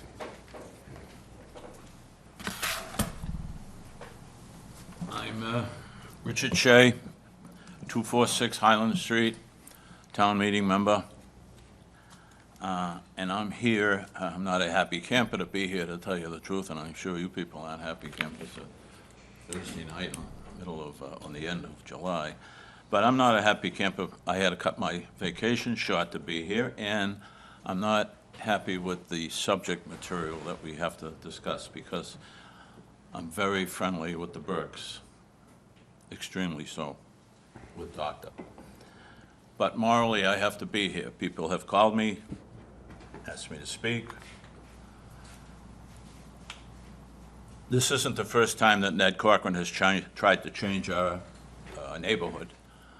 In my mind, he's running out of neighborhoods to try to change. But he was very active in the mall, trying to put the mall behind all our homes. Certainly happy that it didn't go through. Otherwise, there'd be a lot of people in a lot of trouble. I have 2 points that I would like to make. Number one, in the past, Attorney Corcoran has said there's been a substantial number of neighbors who are for this program. When you people ask, well, what do the neighbors think? Well, we couldn't really give you an answer what we thought, because the plans were changing, a number of plans. There's probably been about 7 plans, and so which one are we discussing? So now that we got the plan and we've had a chance to bone up on a cluster zoning article, which seems to differ than Attorney Corcoran's interpretation of the cluster zoning article. And I'm hoping you people follow the one that everybody reads. It's in the books. He said a substantial number of neighbors support this. Well, I looked at the tape, and nobody asked him, well, what do you mean by substantial number?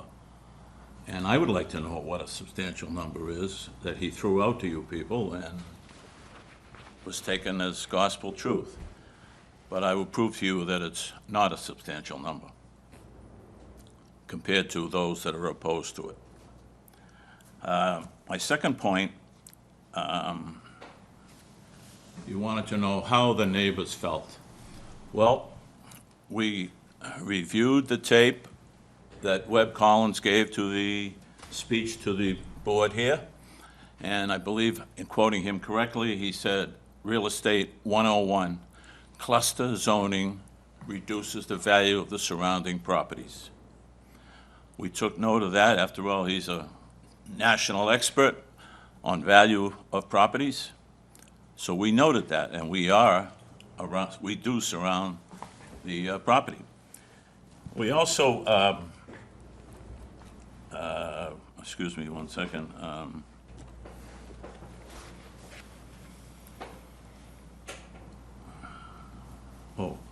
We we had some lawyers, at a cost, of course, study the zoning article on cluster zoning, and they came to the conclusion, as a no-brainer was the word, that this project does not follow the article that exists for the town and for the planning board on cluster zoning. I have a side question, is open space, with four homes being built, there seems to be more open space than 6 houses being built. I don't understand how there's more open space when you have more houses built, but that is what's being said here. So we came to the conclusion, most of whom, all but one, are abutters, that we are adamantly opposed to this project of cluster zoning. Adamantly. And I can't just say that without giving you proof, so I intend to give you proof in a minute. Also, Dr. Burke, in my mind, is probably the highest morale person that I have ever encountered. He not only talks the walk, he walks the walk. And he has said to me in his kitchen, we will not do anything that the neighbors are not happy with, do not agree with. We will not do that. And I firmly believe him. Once he knows from you people that the neighbors are opposed to this, I really feel, but I'm not, I thought he was driving the bus, but I'm not so sure he's driving the bus, but I really feel that he will make your job easier, and once he knows that the neighbors are opposed to this cluster zoning, he will back off. That's my opinion of him from what he said. So what I'm going to do is give you each a list of people who signed this petition. If you need one, I'll give you one.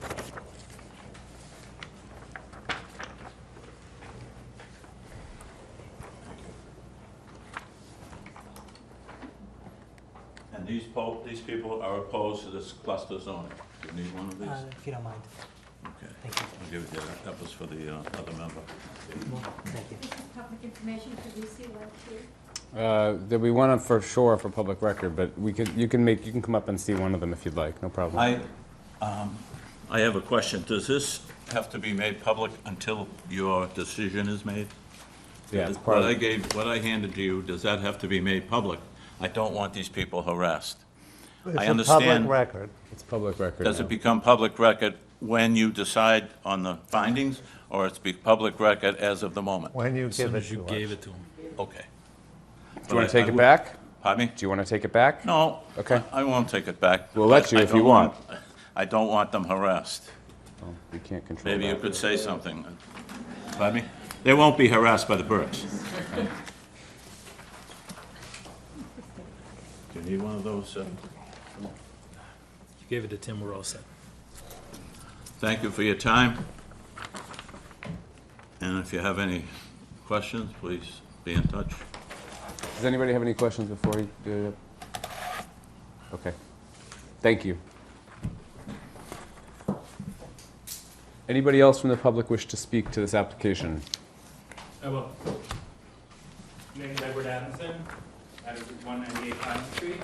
I'm sorry, can you just say it again into the mic for the record? Thank you. Edward Adamson. Adamson. The address is 198 Highland Street. Thank you. Thank you. Also, I'll point out that I also signed that petition that Mr. Burke just proffered. Okay, I take issue with one of the benefits in the presentation. Also, it's reflective of the benefits in the document that was available at the town hall. I don't have it handy. Oh, the project description.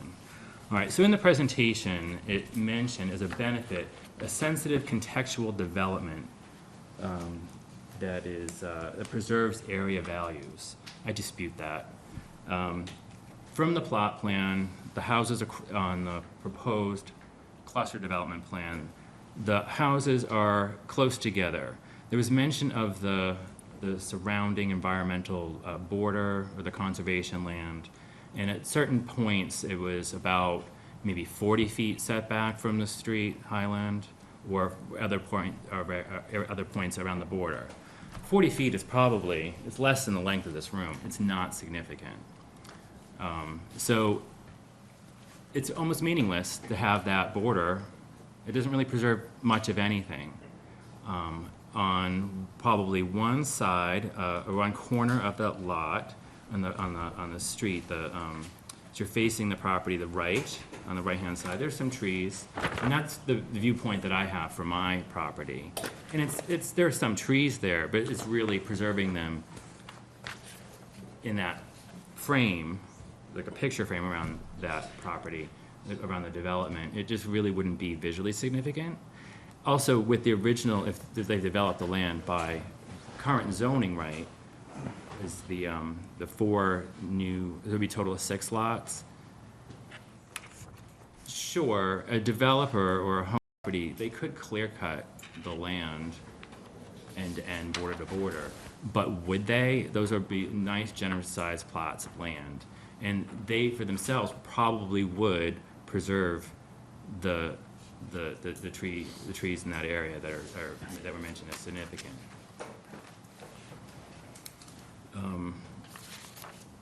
And the other thing was about the area value being preserved, meaning the neighbors in the community.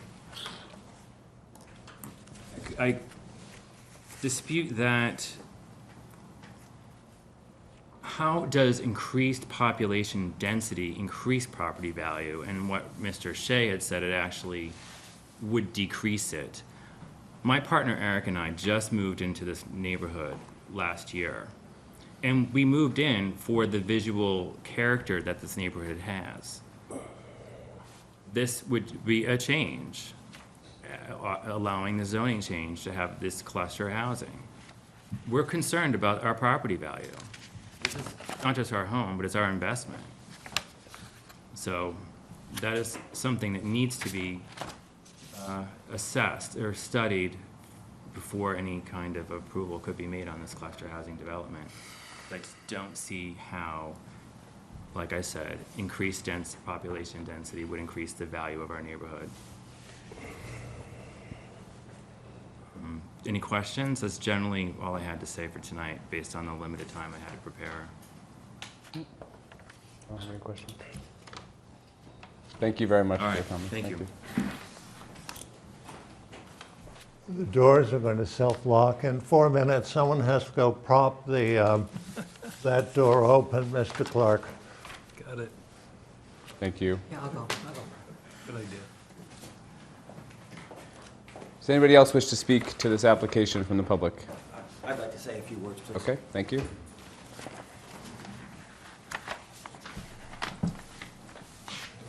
Lindsay Vaughn. I live at 242 Highland Street, directly across the street. I would, I'm on the application that Dr. Shea presented, and so I'm not going to rehash a lot of the concerns. I do have some questions. I did learn some things tonight. I was unaware of the 5-acre, 10-acre discussion, that it can be altered under certain protocols to allow this. I would encourage further discussion along those lines. I can see how it would be tough to provide evidence that it's an improvement. You know, there's obviously gray area there. I am opposed to any zoning modification or change in our neighborhood for the reasons that we've heard tonight. There's certainly a difference with houses like mine that are 100 and 150 feet off of the street, and most are similar, so this is clearly out of character. So to me, the whole thing was a bit of a zoning modification, but I've learned tonight maybe not as much so. So I would encourage further dialogue along those lines. Second, I'm always concerned, and unfortunately I've had to listen to this with the 40B discussions on the backside of my property, when people kind of gloss over drainage water issues, which is what it sounded like this was. It's going to be better because we move it here. That's simply not enough for me to hear. All of us here representing this group are on the downhill side of this property. And without evidence, I don't trust, yes, it's going to be better, or this is an improvement, without understanding exactly where the water's going to go. And maybe that's unpredictable, and maybe that's somewhat representative that it's not a good project. I don't know, but I'd like to hear more about that, and would need to learn more before I formed another opinion. And lastly, I am generally opposed to larger populations because our schools simply can't handle it. We are friends with the principal of Collycut. I have 4 kids that have either gone through or are going through there, and she drove by Bent's sandwich store the other day, the cookie factory, and saw a development, and she's just shaking her head. I don't know where these kids are going to go to school. We are bursting at the seams. So I know it's somewhat insignificant, 7 to 5, but since that was mentioned in today's presentation, I thought I would highlight that as well. That's all I have. Thank you. Thank you. We just see if there's any further, and then you will have a chance. I was going to say, I just mentioned that we have a stormwater management plan from the applicant, and that's been sent to an independent engineer for review, and her comments will be ready for the next hearing. So there'll be more discussion on that. Thank you. Any further public comment? Okay, so let's move back to the applicant, give the applicant a chance to respond to any questions he wishes to respond to. I don't believe there's anything that the board was asked directly, so I'll let the applicant answer any questions.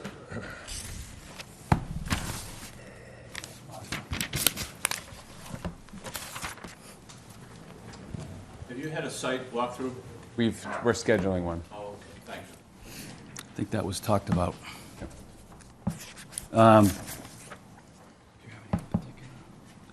Can I see that petition? Tim, can I see that petition?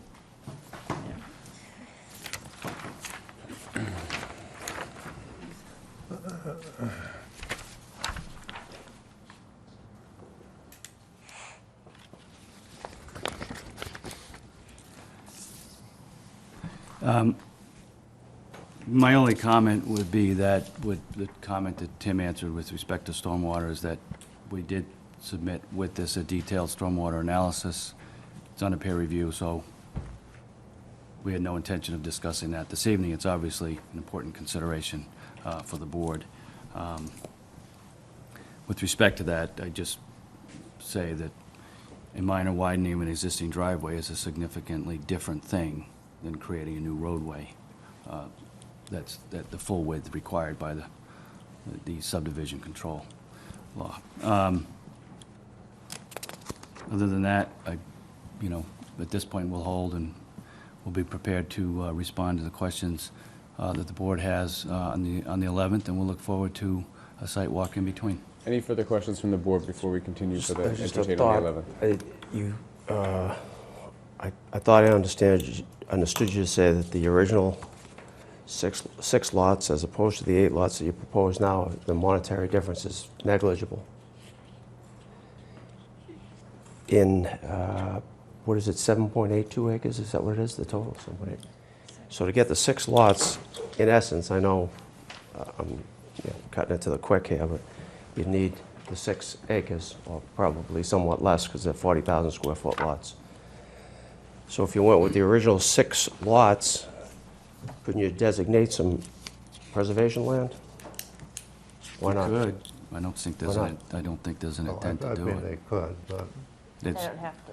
they don't No. have to. There's But no it's, reason to do it. to me, if I was to buy a 40,000 square foot lot on Highland Street, in the front area on Highland Street was preserved, it would add value to me. It might.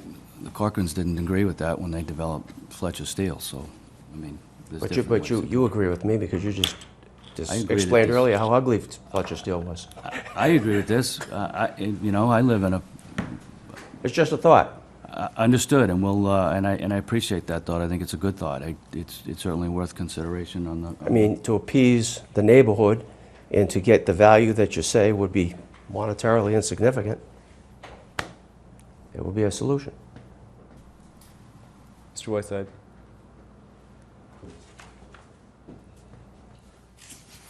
It's what the neighborhood feels about a development is very important to the planning board. And this petition that we've received indicates that they're not convinced. And the zoning, I read the zoning, it has to be demonstrably superior, and apparently a good portion of the people in the area don't feel that to be the case. So I think that I'm not convinced, just from what I've heard, that it is in fact demonstrably superior in view of what the neighborhood feels. And I'm prepared to hear more. But on the basis of what I've heard, which is your representations, Mr. Corcoran, and the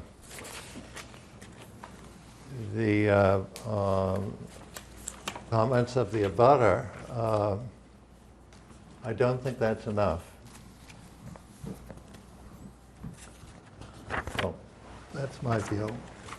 Tim, is there anything in particular that you want to call forward from the technical review that the applicant should be aware of?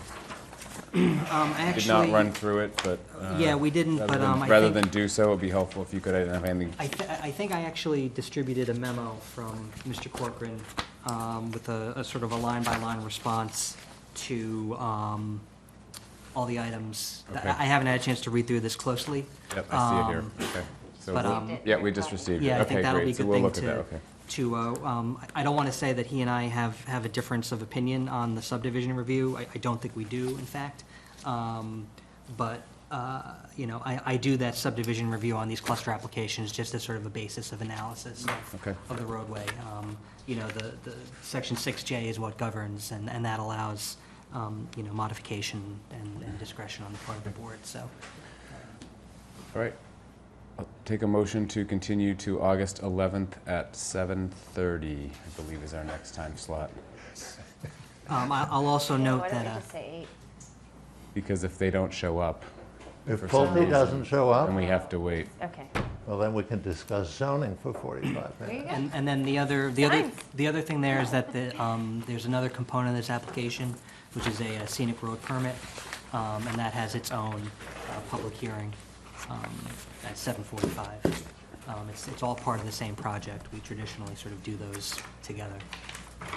I'm happy to entertain anytime the board wants. I was throwing I something think out there. 7:30 is a good. That's our standard tradition, even if we don't open at that time. So I would entertain that motion. So Second. All in favor? Aye. Aye. Okay, thank you.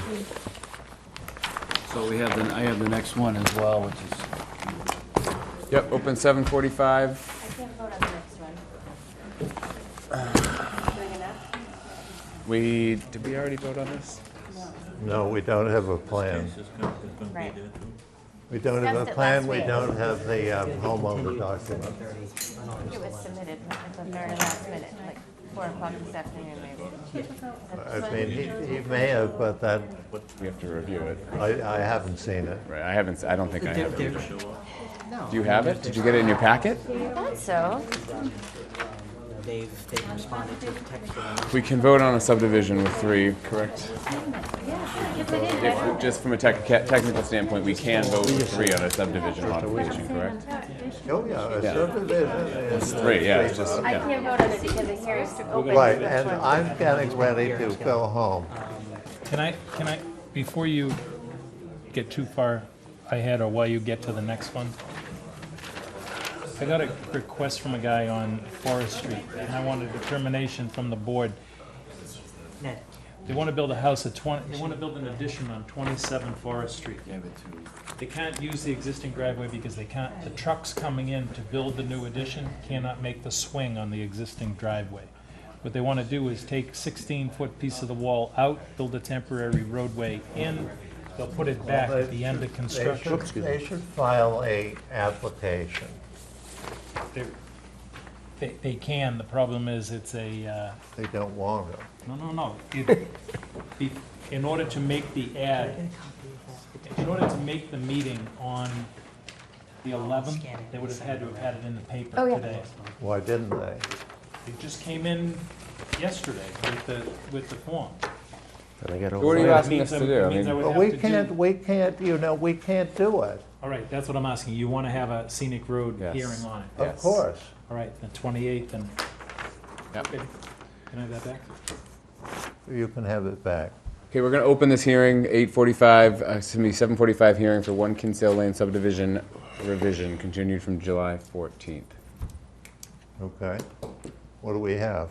What do we have? We have a set of plans. We haven't seen it. Set of plans that I received today that respond to the modifications that the board approved in concept last week, which were adjustment to, it's right behind you, Brian. This is the cover sheet, that hasn't changed, but the next sheet,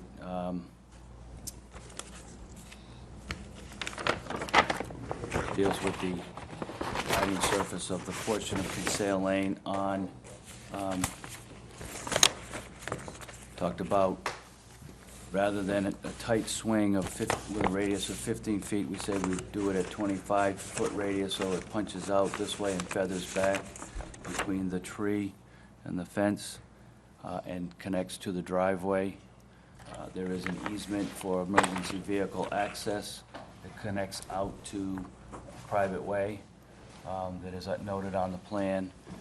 And there's a water line that's shown that extends from the hydrant here down to at least to the driveway at this point, that will be installed, so that if in the future there's a reason to connect to loop the water to the water in the private way with upgrades to water service and hydrants in the private way, that it would be easy to make that connection. Those are the three changes that we discussed. Those are all shown here. The other is on the next sheet. There is a detail that shows